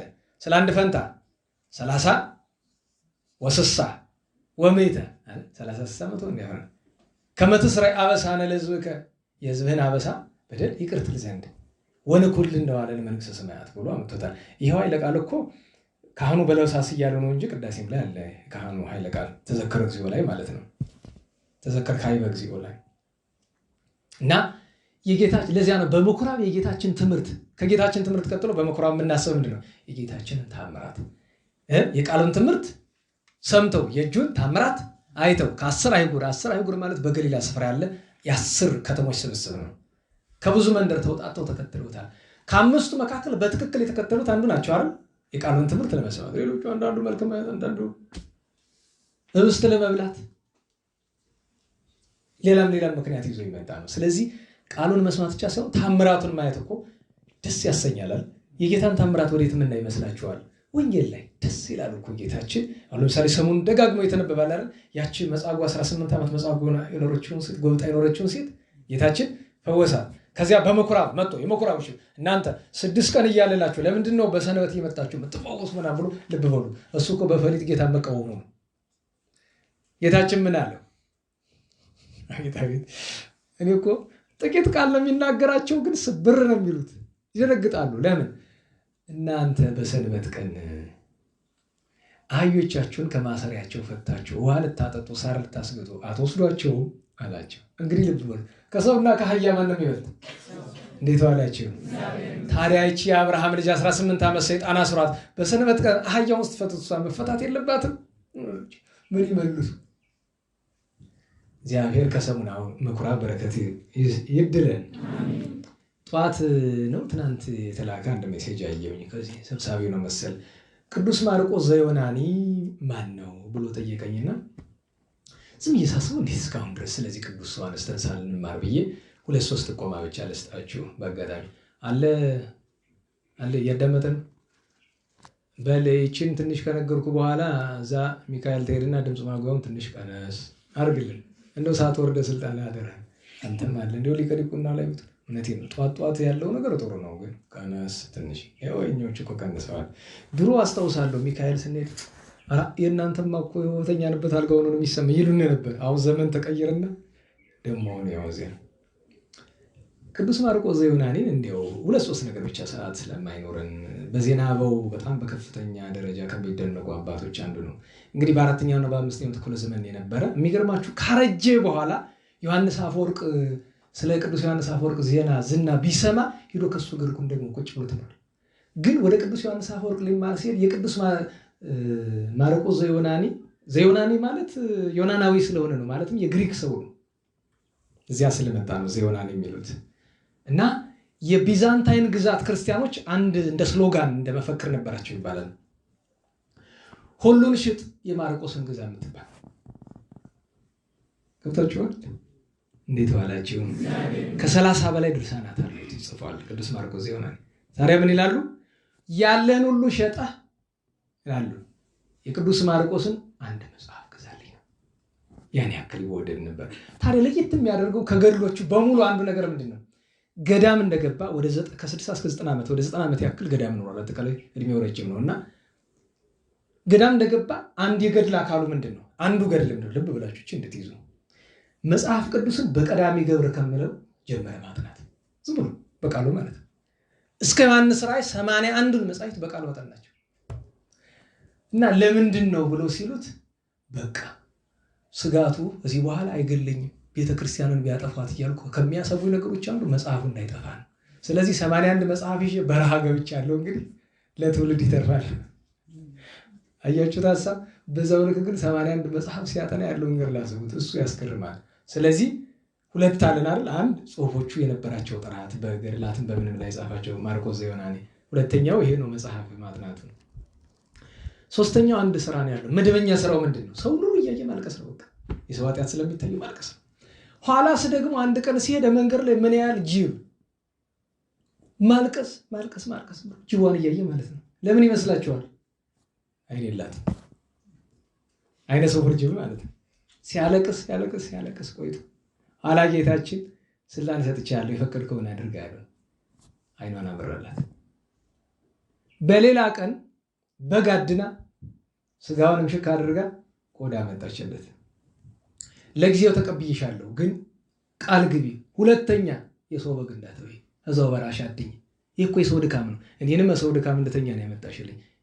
ያንቺ ያልሆነ ደግሞ የኔ ያልሆነ ንብረት ብሎ ተቆጥቶ ቃል አስገብቷት ያቺ ጅብ እዚያች ጊዜ በኋላ ከተማ ዳር መሄድ የለ የሰው በግ መንካት የለ እነዚያውን ነገር ታለሽ እንዲያ ያለ ነው እንግዲህ ማርቆስ ዘዮናኒ። ሌላውን ደግሞ እንግዲህ ሌላ ቀን እንጨምራለን። ግን የማርቆስን ስም ካነሳው የተነሳ ሌላ ማርቆስ የሚባል በዘመኑ ነበር። ቅዱስ ማርቆስ ረዳ ስልዋኖስ፣ አባ ስልዋኖስን ታውቁታላችሁ አይደለም? አሁን ማለት ሚያዝያ አካባቢ በዓሉ ይመጣል። አባ ስልዋኖስ ታላቁ ስልዋኖስ፣ ቅዱስ ስልዋኖስ የአባ መቃርስ ልጅ ነው፣ ታላቁ መቃሪ። የእሱ ደቀ መዝሙር ማርቆስ የሚባል ደግ ነበረው። አባ ሆርና አባ ማርቆስ ጓደኛሞች ናቸው። የአባ ስልዋኖስ አረሌት ናቸው። እና አባ ስልዋኖስ ወደ ኢየሩሳሌም መሄድ ፈለገ የጌታችን መቃብር ለመሳለም እና ልሄድ ነኝ ብሎ ሲላቸው ደቀ መዝሙር አባ ማርቆስ ሲጠብቅ ቆየና አባቴ እኔ ወደ ኢየሩሳሌም እንዴት አልፈልግም ብሏል።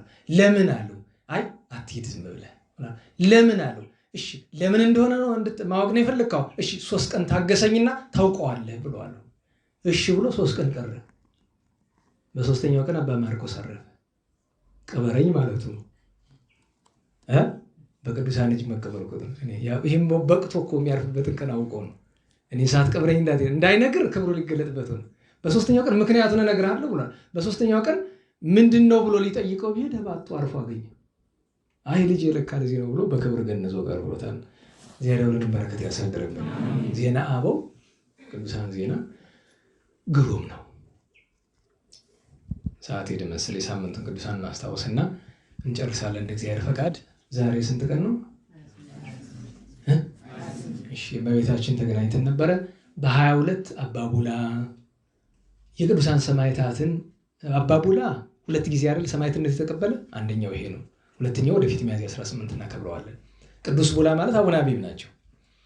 ሁለተኛ አባ ማሩና የቅዱሳን ሰማዕታትን አጽም ልብ በሉ።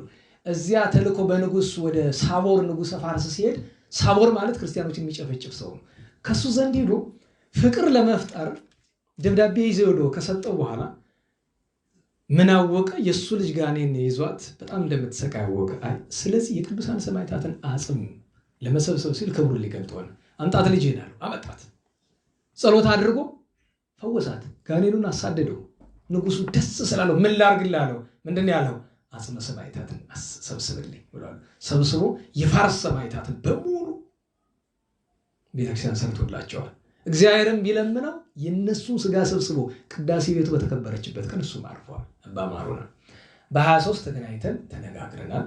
ቅዱስ ጊዮርጊስ፣ ቅዱስ አውሳቢዮስ፣ ቅዱስ አውስግኒዮስ፣ ቅዱስ ፖሊካርፕስ፣ ቅዱስ ሄሬኔዎስ የመሳሰሉ ቅዱሳን። በ24 ቅዱስ አጋቢጦስ የሳንቀ መስባኩ አዝናለሁ። እንዲሁ እንዴት የመሰለ አባቶቻችን ያስተማሩን እያለ እስመ ሐመደ ከመ እክል ከመ ሐይኩ ወስቴኒ ምስለ አንብኤ ሰተይኩ ነበር የሳንቀ መስባኩ። ግን መስባኩ የሚነሳ ከላይ አንድ ዘር ይዞ ነው ወደታች። ምክንያቱም ገጸ መቅሰፍተ መዓት ከሚለው ለምስጢሩ ስለማይሰማማ ወደ ላይ አንዲት አለች። አንዲት አረፍተ ነገር ከላይ ይዘን ነው የምንወርደው። ለምን ቢባል እኔ አንድ ላንብብላችሁ። አርኬ ይሄን ነገር ቅዱስ ዳዊት ስለ ቅዱስ አባታችን አጋቢጦስ፣ ቅዱስ አጋቢጦስ ማለት በምናኔ ሲኖር ትልቁ የታወቀበት 2 ገድልን ያለው። አንደኛ እንቅልፍን ማሸነፉ። እንቅልፍን ለማሸነፍ ደግሞ ምን እስከ ማድረግ ደረሰ? አመዱን በገለባ። ሁለተኛው ገድል ምንድን ነው? ለምሳሌ ሽምብራውን ይወስድና ይከካውና ገለባውን ለብቻ ፍሬውን ለብቻ ያደርገዋል። ፍሬውን ለአባቶች ያበላል። ለራሱ ገለባ ነው የሚበላ። ገለባውን ደግሞ አመዱ አሲድ አይደለ ውስጥ ገብቶ እንዲለበልበው እንቅልፍ እንዳያስተኘው በሱ በቶቶ እና ለምን ምግብ እንደማይበላ ሲጠይቁት እኔ አባቶች የሚበሉትን ልበላ መጠኔ አይደለም። ምንድነው የሚል? አባቶችን ጌቶች ይላቸው ነበር ይላል። ቅዱሳን አባቶችን ታላላቆቹን ጌቶች እያለ ያገለግላቸው ነበር ይላል። እና ትትናን የመሰለ ምግባር የለም። እንቅልፍን ማሸነፍ ብቻውን አይደለም ትልቁ ሙያ፣ ትትናው በራሱ። እና አንደኛው አርኬ ላይ ምን ይላል? ዳዊት ዘይቤ ሐመደ ከመ እክል ከመ ሐይኩ ወበአንብኤ ውዑይ ምስካቤ አርሐስኩ ዝንቱሰ ይመስል በእንተ አጋቢጦስ አርኩ ብሎ አንስቶታል። እንደዚህ ያለውስ ምንም እንኳ ቅዱስ ዳዊት ያን ሲል ስማኒ ጊዜው ጸሎቴ መዝሙር 101 ላይ ስለሆነ ወዲህ ስለራሱ ወዲያ ስለራሱ ቢል በንስሐ ምክንያት አመድ ነስንሶ ማቅ ለብሶ አይደል ያለቅስ ነበር። ስለ መቃቢያን ቢባል ደግሞ መቃቢያንን ምን ያረጉ ማን ነው? ስለ ትሩፋን ቢሉ ደግሞ ፋርስ ባቢሎን ይዘዋቸው ሲወርዱ ትሩፋንን ይሄ ምንድነው የሚባል ግዳይ ሲጥሏቸው መሬቱ ላይ ሲደባልቋቸው በሙሉ በአፋቸው በራሳቸው አመዱን ይዘውት ይነሳሉ። አመደ ከመ እክል ከመ ሐይኩ ይሏቸዋል። ሁለተኛ ነገር ይሄ ፈረፈር ሲያገኙ ወንዝ የሚሻገሩበት አጥር ላይ ሲያገኙ ምንድነው የሚሏቸው? ድነኒ ወንተአዶ ብኪ ይላቸዋል። ተጎንበሽ እስኪ እንሸጋገርብሽ ብሎ እነሱን እዚያ ላይ ጥለው በላያቸውን የሚረማመዱባቸዋል። በዚያ ምክንያት ነው። ግን በኋላ ስንመለከተው ቅዱስ አጋቢጦስ ታዲያ እንዲህ እያደረገ ሲኖር በወቅቱ የነበረው አገረ ገዢ በምስራቅ ሮም የነበረው አገረ ገዢ እንዲህ የመሰለ ሰውማ አለቃ ማድረግ አለብኝ ብሎ አመቶ የሰራዊት አለቃ አድርጎ ሾመው። የሰራዊት አለቃ ሆኖ በቅድስና ኑሮ ኋላ ቅዱስ ቆስጠንጢኖስ ሲነግስ የቆስጠንጢኖስ ወዳጅ የሆነ አንድ ወጣት የጦር መሪ ታሞ በጣም ጋጋንት እያስቸገሩት አጋቢጦስ ያድንሃል አሉት። እንዴት ወታደር ያድነኛል አለ። አይ መቼ አውቀው ዝም ብለህ አስመጣ አለ። ወደ ንጉሱ ሂዶ አቤቱታ አቀረበ። እንዲያው ከዚህ ደው የሚፈውስ በወታደር ስርዓት ያለ አንድ ቅዱስ ሰው አለ አሉ። አምጡት አለ። ቅዱስ ቆስጠንጢኖስ አመጡት። ኋላ እባክህ አድነው አሉ። ጸሎት አደረገና ጋኔኑን አባረረው፣ ዳነ። ወዲያውኑ ምን ላርግልህ አለው ቅዱስ ቆስጠንጢኖስ ከደስታው የተነሳ አስቡት። ምን ላርግልህ? የአሜሪካ ቪዛ ይሻላል? የእንግሊዝ እንዲሁ ደቡብ አፍሪካ እንደዛ ምን ይሻላል? ዶላር ይሻላል? ዩሮ ስንት ገብቷል? በነገራችሁ ላይ እዚህ ዓለም ላይ እንደው በካሽ ቢሰጣችሁ የምትወዱት አንደኛ ገንዘብ ነው። እስኪ ዶላር ነው? ዩሮ ነው? ፓውንድ ነው ወይስ ምንድን ነው? ብልጥ ካለ እስኪ ነው ጎበዝ ሰው ካለ የትኛውን ነው የምትፈልጉ? አንደኛ አንተ ጎበዝ ነው። የካታሩ ከካታር የሚበልጥ ደግሞ እንዳለ የኦማንና የኩዌት ታውቃላችሁ። እነ ዶላር ሁሉ እኮ እዛ ሄደው የሚሰግዱ። ምክንያቱም አንድ ዶላር እዛ ቁም ነገር የለውም። አንድ የኩዌት ዲናር ተወስድና 3 ምናምን ዶላር ነው የምትቀይረው። ወደኛ ብትመታው ደግሞ አስበው በእኛ አሁን 127 130 አካባቢ ገብቷል አይደል? አንድ ዶላር እሱን ወደ 3 ምናምን እጥፍ አባዘው። አንዲቱ አቤት አሁን እንዴት እንደወደቀ ነው እኮ ያስገርማል አይደል? በአፄ ኃይለ ሥላሴ ዘመን 1 ብር እና 1 ዶላር አንድ እኩል ነበሩ ይባላል። በደርግ 1 ብር 1 ዶላር 2 ብር ነበር አይደል? ለካ ተውት። እኔ እኮ ለካ ዶላር አታውቁም። ለካ እናሳያቸዋለን እንጂ ብዙ ዶላር ያለው ተማሪ ያለን ነው ውጭ ሀገር ማዕት ነው ያለ። ችግር የለውም። ወደ ጉዳያችን እንመለስ። ምን ትሻለህ ብሏል። እኔ እውነቴን ነው ድሮ ልጅ እያለሁ ለመጀመሪያ ጊዜ ሳነበው ታገርሜ ደጋግሜዎችዋለሁ። እንዴት እንደዚህ ጠየቀው? ምንድን ያለው? ከማዕረጌ ሻረኝ ከከተማ አባረኝ ብሎ የለመነው ቅዱስ ያኛው ንጉሱ ቅዱስ አይደል? ያውቃል፣ አልተከራከረውም። ከማዕረጉ ሻረው ከከተማ አባረረው። ተመልሶ ገዳም ገባ። ኋላ ወስዶ ጳጳስ አደረጉ። ስንት ተአምራት ሰራ። ከሁሉ ተአምራቱ የሚያስደንቀው ወንዝ መጥቶ አገር ሊያጠፋ ሲል በትር መስቀልን ተክሎበት ወንዙ መንገድ ቀይሮ ሄዷል አይደል? እንዲያ ያለ ተአምር። በነገራችሁ ላይ ምስራቆቹ የጻፉትን እያየሁኝ 100 ተአምራት አሁን ለምሳሌ ተአምርት ያላቸው አይደል? በጣም ብዙ ተአምራት ያላቸው አንዳንድ ገድላት አሉ። እንደ ገድለ አቡነ ዘርአቡሩክ ያለው አይደል? ገድል ከተጻፈ በኋላ ከጀርባ ምን አለ? ተአምር አይደል? የዚህ ቅዱስ ሰው የተመዘገቡ 100 ተአምራት አሉት ይባላል። የተመዘገቡ ብቻ በገድሉ። እስቲ አንድ ቀን ካገኘናቸው እንነጋገርባቸዋለን። እግዚአብሔር በረከቱን ያሳድርብን። ያን ቀን ቅዱስ ጢሞቴዎስ የጋዛው እንዴት ያለ ደግ ሰው ነበር። ኋላ ጵጵስና ሾሙት። የስንክሳር ላይ ታሪኩ አልጻፈም፣ ግን ስሙ አለ። በዚያ በዲዮቅልጥያኖስ ዘመን ክርስቲያኖችን ሲያጸና ቆይቶ በመጨረሻ ተከሶ ቀረበ። ከሌሎች ክርስቲያኖች ጋር ብዙ ግፍ አድርሰውበታል። በመጨረሻም ገለውታል። የጋዛው ቅዱስ ሚናስ ዓመታዊ በዓሉ ነው። በ25 ከቶናን ጀምር ከዲያቆኑ ማለት ነው። የቀደሙን ጨዋታ እናምተው እዚያ ካህናት አንዳንድ ስራ ከሰራን በኋላ ይመርቁናል እና ክህነተ መልከጼዴቅ ክህነተ መልከጼዴቅ ክህነተ አሮን ያድርግልህ ብሎ አሉኝ። ኋላ አይ ጥሩ ነው፣ ግን እሱም ቅስና ስደርስ ይሻላል። አሁን ለጊዜው በዲያቆን ይመርቁኝ አልኳቸው። በዲያቆንም እየመረቀ ክህነተ እስጢፋኖስን፣ ክህነተ ሚካኤልን፣ ክህነተ ቶናን የባረከ ክህነትን ይባርክልህ ማለት ቶና እስጢፋኖስ እሺ ደግሞ ቶና ማንሆን አይ በጣም የታወቀ በሮም መንግስት በዘመነ ዲዮቅልጥያኖስ የነበረ በጣም ስመገናና ዲያቆን ስመገናና ሰማዕት ነው በሮም ምድር። ቶና ነው ቶና። በኋላ ግን ተቆርጣ ቀርታለች እና አይ ነገሩ ጥሩ ነው፣ ግን ስመርቅ ሌላ ሰው ሰምቶ ይሰናከላል እና እንዲያውም አንዱ ሰምቶ ክህነተ ቶናን የባረከ ክህነትን የባረከ ስለ በረካን አይጨምሩለትም ቢለኝ ምን ልል ነው? ነገሩ እንደ ጨዋታ ነው፣ ግን ፈሊጥ ነው። ይሄ ቅዱስ ቶና በጣም ዝርዝር ታሪኩን ግን አላገኘ ነው፣ ግን ስሙ የተጠራ ነው። ቶና ዲያቆን ሰማዕት የተጠራ ነው። ዘወትር ዲያቆናትን ቅዱሳን ዲያቆናትን ስናስብ ሰባቱን ቅዱስ እስጢፋኖስ፣ ፊልጶስ፣ ጢሞና፣ ፕሮኮሮስ፣ ጳርሜና እያልን ሰባቱን ዲያቆናት ከጠራን በኋላ ሌላ በጣም ዝነኛ የምናውቀው ሚካኤል ገዳማዊ ያለ ዲያቆኑ አባ ሚካኤል፣ ከዚያ ደግሞ ትኋናን በረከታቸውን እንሻለን። ከዛ ቀጥሎ እንጦኒ ሐዲስ ነው አይደለም? ረውህ የሚለው ቆሮሳዊው የደማስቆ ሰው። በነገራችሁ ለእግዚአብሔር ቸርነት ይገርመኛል። በቤተ ክርስቲያን ላይ ያደረሰው ግፍ ይገርማል አይደል? መደበኛ ስራው ምንድን ነው? መጥቶ ካህናትን መግፋት፣ ቤተ ክርስቲያንን መዝረፍ። መዝረፍ ስላችሁ መስረቅ አይደለም። በአደባባይ ገብቶ የማይገባ ልናገረው ነው። የስንክሳሩን ሳነበውም እዚያ ስደርስ ይቀፈኛል። የማይገባ ነገር አድርጎ የቤተክርስቲያኑን ግምጃ ሁሉ የመንበር ልብስ ሁሉ እየከፈፈ እየወሰደ የሚሸጥ ነው። እንዲህ ያደረገ ሲኖር ግን ቅዱስ ቴዎድሮስ ምስራቃዊ ቤተክርስቲያን ያለበት ቦታ ላይ ሄዶ ስዕሉን አየውና አናደደው። ምክንያቱም ቅዱስ ቴዎድሮስ ወታደር ስለሆነ አሳሳሉ እንደ ወታደር ነውና አበሳጭቶት ቀስት አንስቶ 2 ጊዜ ወደ ስዕሉ ወረወረበት። ታገሰው። በሶስተኛው ግን ስዕሉ ተቀብሎ ሶስተኛው መለሰበት።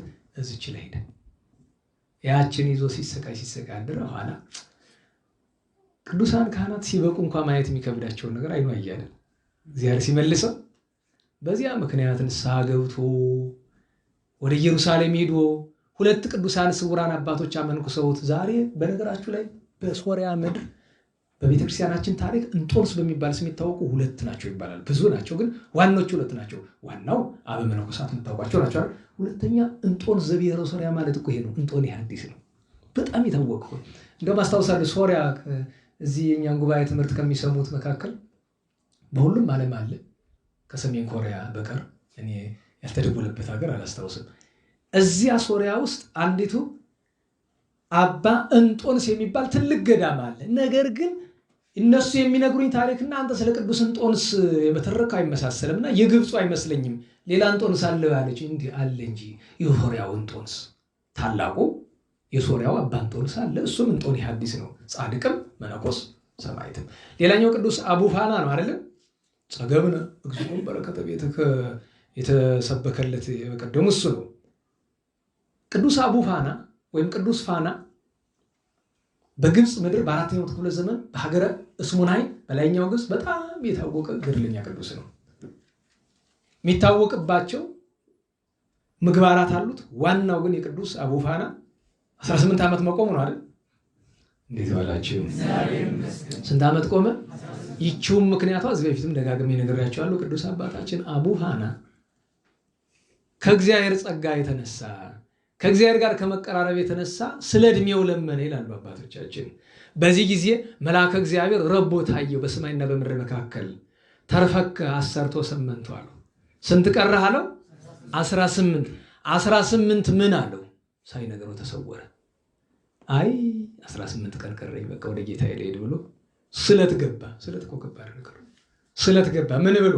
ከዚህ በኋላ እስከማርፍ ድረስ አልቀመጥም፣ ቆሜ ጨርሳቸዋለሁ ብሎ 18 ቀን 18 ቀን አለፈ። 18 ሱባኤ መሆን አለበት። ቆመ። 18 ወር መሆን አለበት አለ። ቆመ። አሁን ያሰቡትና እዚች 1 ሰዓት መላ እና 2 ሰዓት ቅዳሴ። በቅዳሴ ጊዜ ለተነበሩ ተነሱ ለጸሎት እያልክ ያቆኑ 10 ምናምን ጊዜ ይላል አይደለም? በቅዳሴ ጊዜ መቀመጥ የሚፈቀድላቸው 4 አይነት ሰዎች አሉ አይደል? አንደኛ ከ7 ዓመት በታች የሆኑ ሕፃናት፣ ሁለተኛ ሽማግሌዎች ገደባ እናስቀምጥለት። ሽማግሌ ሆነው ግን መቆም አይችሉ። ሽምግልና ብቻ አይደለም መቆም አይችሉ። ሶስተኛ ድውያን፣ አራተኛ ማን ነው? አሃት ሞክሩ ቀኑ አይደረስም። ነፍሰ ጡር ሴት መቆም ስለሚከብዳት ግን ቀኑ አይደረሰ ስላችሁ ደግሞ ያው 1 ሳምንት ምናምን ሲቀር ገብቶ ማስቀደስ የለም። ክልክል ኑሮት አይደለም፣ ጥንቃቄ። ለምን ወሊድ ሲመጣ ማስጠንቀቂያ የለውም። ድርግም ምን ብል መጡ የምናምን ውሃ የምትሉት ምንድን ነው? የጥሽት ነው የምንድን ነው? ቅርታ አድርጉልኝ ስለማላውቅ ነው። እንደዚህ ድርግም ምን ብል መጡና ቀኑ ሲደርስ አለመግባት ነው። ግን አንዳንድ ሰው ምን ይላል? ነፍሰ ጡር ሴት መቁረብ የለባትም። ማን ያለ ደግሞ እንደሱ እቆርባለች እንጂ በደንብ ብላ ምንድነው የሚከለክላት? ወረዳ ገባን። ንስሐ ከገባች ካህን ካማከረች ምን ይከለክላታል? ልጅ መጽነስ ኃጢአት ነው እንዴ? ጽድቅ እኮ ነው። የትሩፋት ስራ እየሰራች ናለች እኮ። ትልቅ ቅድስና ነው እኮ። እግዚአብሔርን ፍጥረት ተሸክማለች እኮ። እግዚአብሔርን አደራ ይዛለች እኮ። ክቡር ናት። እንዲያውም ካህን እኮ ራሱ ንስሐ ስትገባ ቅጣት የሚሰጣት ቀለል ቀለል ያለውን እኮ ነው። እሱ መታወቅ አለበት። እና አባታችን ቅዱስ አቡፋና ኋላስ 18 ወር ሲያልቅ ጌታዬ ስንት ነው አለው። መልአኩ መጥቶ አቡፋና ጽና ወሐይል አለው። በርታ እስቲ ያዝ በደንብ አድርገህ 18 ዓመት ነው ይልሃል ጌታ አለው። አልቀመጥም አለ። እንግዲህ ሰላም ለቁመት አቡፋና ዘአልቦኑ ታየ እስከ ተመሰለ እግሩ ከመገረ ነየ አለ። ሰውነቱ በጣም የከሳ ነው። ምክንያቱም ብርሃናዊ ከጨለማ በአቱ አይወጣም። እግሩ ግን ከሰውነቱ በላይ ሆነ። ውፍረቱ አብጦ ማለት ነው። ሲደክመው ግድግዳ እየተጠጋ የሚኖር የነበረ ብዙ ታምራት ያደረገ በታላቁ ቴዎዶሲዎስ ዘመን የነበረ ቅዱስ ሰው ነው። እግዚአብሔር በረከቱን ያሳድርብን። ያን ቀን አውሳኒዮስ፣ ፊልሞና፣ ሉቅያ በዚህ በሰሜን አፍሪካ አካባቢ ቅንዓት የስመ ቅንዓተ ቤት ከያለን በለዓን ያለውን ጣዖት ቤት ወደ ዝሁራ ሲያልፉ በዚያ ጣዖት ክብረ በዓል እየተከበረ ሰይጣን ሲከበራዩና ለጣዖታቸው አሕዛብ የሚሆኑትን ነገር አይተው ተበሳጩ። አንዳንድ ጊዜ እኮ እናዝናለን አይደል? እንዴት ዋላችሁ? አሕዛብ ለአጋንንት የሚያደርጉትን የአገልግሎት መጠን አይተን እኛ ለዛ እንደዛ እናደርጋለን። ይገርመኛል እኮ አይደል? ኋላ ምን የሚባል ነገር አለ በዚህ በሙስሊም ወገኖቻችን ሃይማኖት ውስጥ ረመዳን ሊያልቅ ሲል ብዙ ሙስሊም ይከፋዋል። አንዳንዶቹ ያለቅሳሉ። እኛ አብይ ጾም ሊያልቅ ሲል እንዴት ነው እንኳን ጾመ ልጓሙን ፈታለት እንደው በጥሩ አማርኛ እንኳን አላቀቀ አይታይታል እንኳን አላቀቀ ነው የሚመስል። እነሱ ግን በርግጥ የነሱ ፍርዳቸው ነው። በአመት አንዲት ጊዜ ብቻ ነው የሚጦሙ። እኛ በዝቶ ሊሆን ይችላል፣ ግን አልበዛም። በእውነቱ ሰው ስጋዊ ጠባያችን እንደሚያሰኘን ግን ለምንድን ነው የሚያለቅሱ ተብሎ ሲጠይቁ አይ በረመዳን ወር ሸይጣን ይታሰራል እና ያው እንዳይፈታባቸው ነው። እኔ ቅንነታቸው ይገርመኛል። ነገሩ እንደሱ አይደለም እኮ እውነት ለመናገር በጣም የሚፈታ በረመዳን ወር ነው እናውቀዋለን። ግን በገርነት ግን የሚያስቡት እንደዛ ነው። እነሱ በቅንነት የሚያስቡት እንደዛ ነው። በቃ ታስሮልን ቆይቷል ብለው ያስባሉ። እኔ ይገርመኛል። በነገራችሁ ላይ ይሄ የአክራሪነት ምናምን የዋሃቢዝም እንቅስቃሴ ውስጥ ያልገቡ አብዛኞቹ ሙስሊሞች እውነተኞቹ ሙስሊሞች ብትመለከቷቸው እውነተኞቹ የምላቸው ኢትዮጵያውያን ማለት ነው በጣም ገሮች ናቸው። ሲያማቸው የት ነው የሚሄዱ? ጸበል አይደል? ግንቦት ልደታ ይዘክራሉ፣ ያከብራሉ። እና እንደውም አንዱ ጓደኛ ከእስልምና የመጣ ነውና ወሎ አካባቢ ነው ተወልዶ ያደገው እና እዛ መስከረም አንድ ቀን በዓሉ ምንድን ነው የሚባለው? ንገሩኝ። በአብዛኛው ግን የሚታወቀው ስም የትኛው ነው? እንቁጣጣሽ ብትላችሁ የአካባቢ ሙስሊሞች ነው የሚልብ። የምን እንቁጣጣሽ?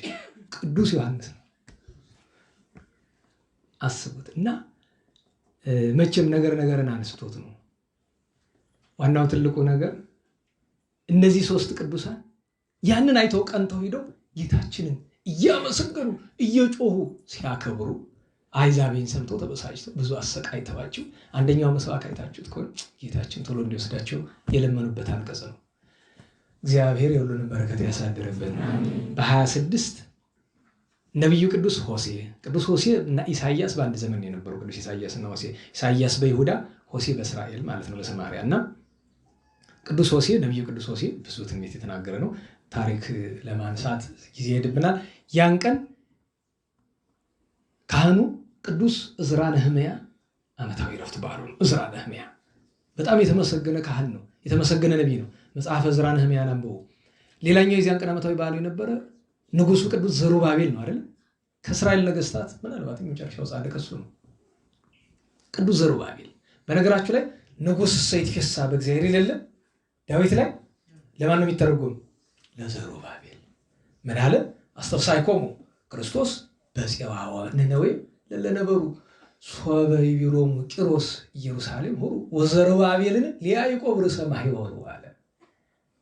ለ12ቱ ነገድ በሙሉ እስራኤል ወደ ለሁለት ከተከፈሉ በኋላ ለመጀመሪያው ጊዜ በሁሉ ላይ በአንድነት ለ49 ዓመት የነገሰባቸው ቅዱስ ዘሩባቤል ነው። ቅድም ንባቡ ላይ ሰምታችሁ የለ በ46 ዓመት ሐንጸ ዝንቱ ቤተ መቅደስ ብለ የለ 46 ዓመት ፈጅቶ የሰራው ቤተ መቅደስን ማን ነው? ቅዱስ ዘሩባቤል ነው። ሁለተኛውን ቤተ መቅደስ የሰራው ጻድቅ ሰው፣ ቅዱስ ሰው፣ እግዚአብሔር የሚወደው። በነገራችሁ ላይ እግዚአብሔር ባሪያ የሚለውን ቃል የሚጠቀም ለአንድ ቅዱስ ሰው ነው። እሱም ለዳዊት ነው አይደለም? ለመጀመሪያው ጊዜ ከዚያ በኋላ ባሪያ ሲል የጠራው ማንን ነው? ቅዱስ ዘሩባቤልን ነው። የዚያን ቀን ላይ ከዛ ምን አለ? ወዘሩባቤልን ለያዕቆብ ርዕሰ ማኅበሩ በየ አቀመ መንበሮ ምስለ ሌዋዊት መንበሩ ለወልደ ዮሴዴቅ ዮሴ ዘውዱ ዝክሮ አለ። ያን ቀን ደግሞ ታላቁ ካህን በትንቢተ ዘካርያስ፣ በትንቢተ ሐጌ፣ በዜና መዋዕል፣ በሌሎችም ታሪኩን የምናገኘው ቅዱስ ዮሴዕ ታላቁ ሊቀ ካህናት ዓመታዊ በዓሉ ነው። እግዚአብሔርን በረከት ያሳድርብን። ታላቁ አባታችን አምደ ሥላሴ የማኅበረ ሥላሴው የእሳቸው ቅርስ የሆነች ግንብ አለች መንበረ መንግስት ላይ አይታችኋታል። አሁን ቤቱ ሲፈራርስ አፍጣ የምትታየው አይታችኋል። ወደ በራስ ግንብና በመንበረ መንግስት መካከል በአስፋልቱን አልፋችሁ ስትሉ በስተግራ ከዚህ ከዋርካው አካባቢ እኔ ቤቱ ሲፈራርስ አፍጣ የቆመች አለች አይደል? አፄ ፋሲል ናት። አቡነ አምደ ሥላሴ ብዙ ክደው የነበሩ ሰዎችን ያጠመቁባት ስፍራ ናት። ቅርስ ናት። ልትፈርስ ነው እየተባለች ነው። እግዚአብሔር ያትርፋት። እንግዲህ ለምን የሚያፈርሷት ይጠብቃሉ ተብለው የታሰቡ ሰዎች ናቸው። ዝርዝር ውስጥ አልገባም አስፈላጊ ስላልሆነ። አቡነ አምደ ሥላሴ ታላቁ ጻድቅ፣ ታላቁ ሐዋርያ፣ በሱስንዮስ ዘመን ድንቅ ተጋድሎ የተጋደሉ ቅዱስ ሰው፣ ታምር አድራጊ፣ ያን ቀን በስደት መከራ ተቀብሎ ያለፈ የሰለስቱ ምዕት ከአራቱ ሊቃነ መናብርት ሰለስቱ ምዕትን ከመሩ ከአራቱ ሊቃነ መናብርት አንዱ ቅዱስ አንስጣስዮስ ዓመታዊ የዕረፍት በዓሉ ተከብሮለታል። ዛሬ በ28 ደገኛ ሰማዕት 20 ልጥር በሚመዝን ልጓም አፉን የለጎሙት በሰማያዊት ፈረስ የተቀመጠ እንደ መርቆሪዎስ የፈረሱ አፍ እሳትን የተፋ ነበር።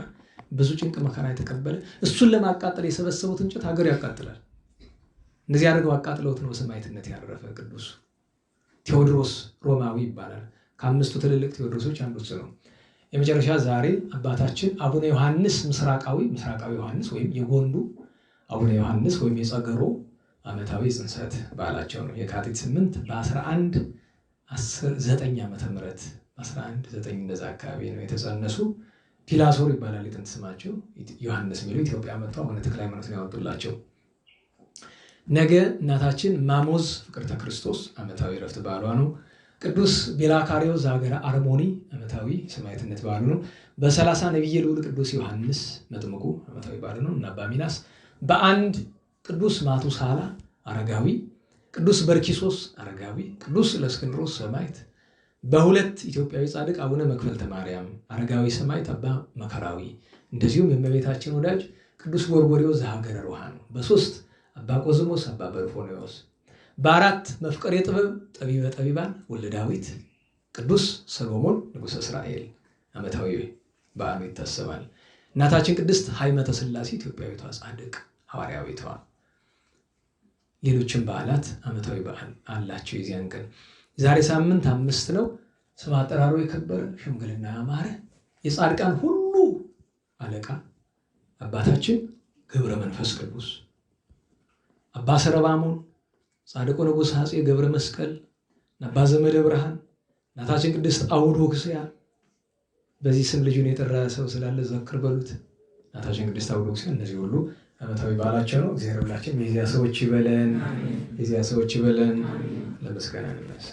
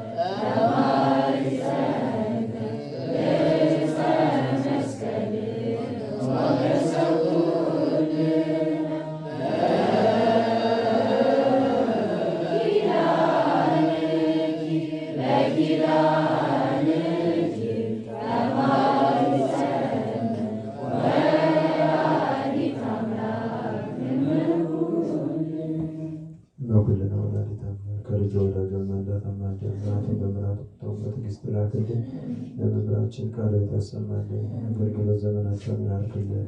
እናቴን ያድልልን፣ ከሩቅም ከቅርብም መጥተን ቃሉን እንድንሰማ የፈቀደልን ፈጣሪ ማስተዋሉን አድሎ ጽናቱን ትዕግስቱን አድሎ ፍጻሜያችን ያሳምርልን። ለወንድማችንም ቃልዎት ያሰማልን፣ ሱባኤያችን በሰላም ያስፈጽመን። ለታመመ ምሕረቱን ይላክልን፣ ለሞቱት ወገኖቻችን ነፍሳቸውን ይማርልን። ለቅዱሳን አባቶቻችን ረድኤት በረከት ያሳትፈን፣ ሰላም ያሳድረን። አቡነ ዘበሰማያት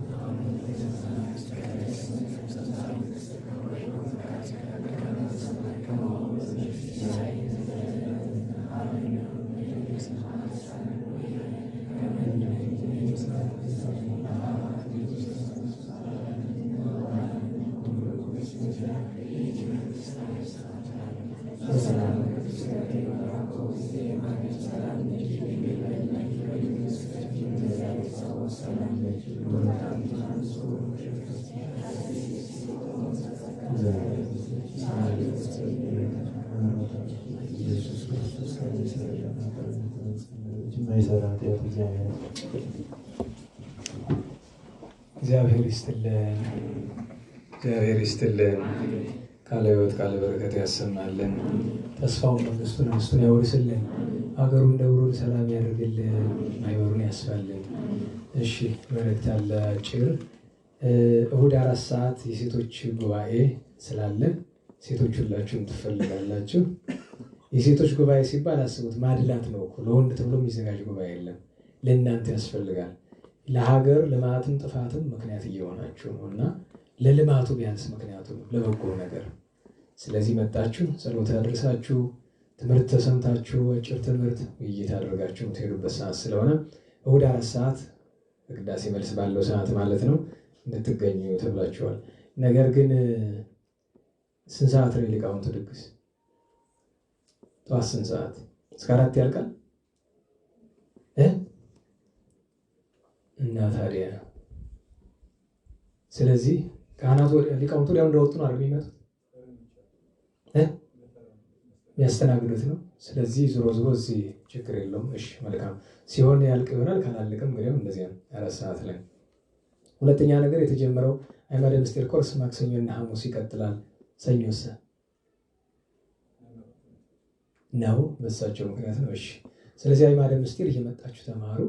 ተመስገን ነው እየመጣችሁ ነው። ግን ደግሞ ብዙዎቻችሁ ማትመጡ ስላላችሁ አዕማደ ምስጢር መማሩ ጥሩ መሰረት ለመደልደል ነው እንጂ አሁን አዕማደ ምስጢር ተምሮ አዕማደ ምስጢር አውቃለሁ ለማለት አይደለም። ማናችንም አናውቅም። ግን መሰረት መደልደል ግድ ነው። ትምህርቱ ያስፈልጋል። መሰረት ደልድሎ ነው ከዚያ በኋላ በእምነት መኖር። ስለዚህ ሰኞ፣ ማክሰኞ፣ ሐሙስ ነው። በአጋጣሚ ሰኞ እሳችሁ ስላልተመቻችሁ ምህላን አድርሰን ሌላ ነገር ካለ እግዚአብሔር ያውቃል። ግን ዋናው ግን ሰኞ፣ ማክሰኞ፣ ሐሙስ ነው። ለዚህኛው ማክሰኞና ሐሙስ ነው። 10 ብር መዋጮ ከፈለጋችሁ ትችላላችሁ። ዞሮ ዞሮ ባለፈው ነግሬያችኋለሁ። በረከት ከሻችሁ ላስታውሳችሁ ብዬ ነው እንጂ ለአገልግሎቱም አስተዋጽኦ የምታደርጉ ሰዎች ካላችሁ ለሰለስቱ ቤት ከውጭ እሱንም ትችላላችሁ። ቸር መድኃኔዓለም በሰላም አስጀምሮ በሰላም እንዳስፈጽመን ክፋት ሳይመታን እሾህ ሳይወገን ኃጢአት ሳይሰለጥንብን በደልም ሳይገዛን የብርሃን መላእክት በፊት በኋላ በቀኝ በግራ እየጠበቁን ለጊዜ ወደ ቤታችን ለፍጻሜው ተስፋ ወደምናደርጋት መንግሥተ ሰማያት ከተከፈተች ገነት ከተነጠፈች ዕረፍት ከአባቶቻችን ርስት ሁላችን በሰላም ያደርስን። ምርቃቱ የጋራ ነው። ስብሐት ለእግዚአብሔር ልዑል ወለወላዲቱ ድንግል ወለመስቀሉ ክቡር ዘወሳይል አሜን።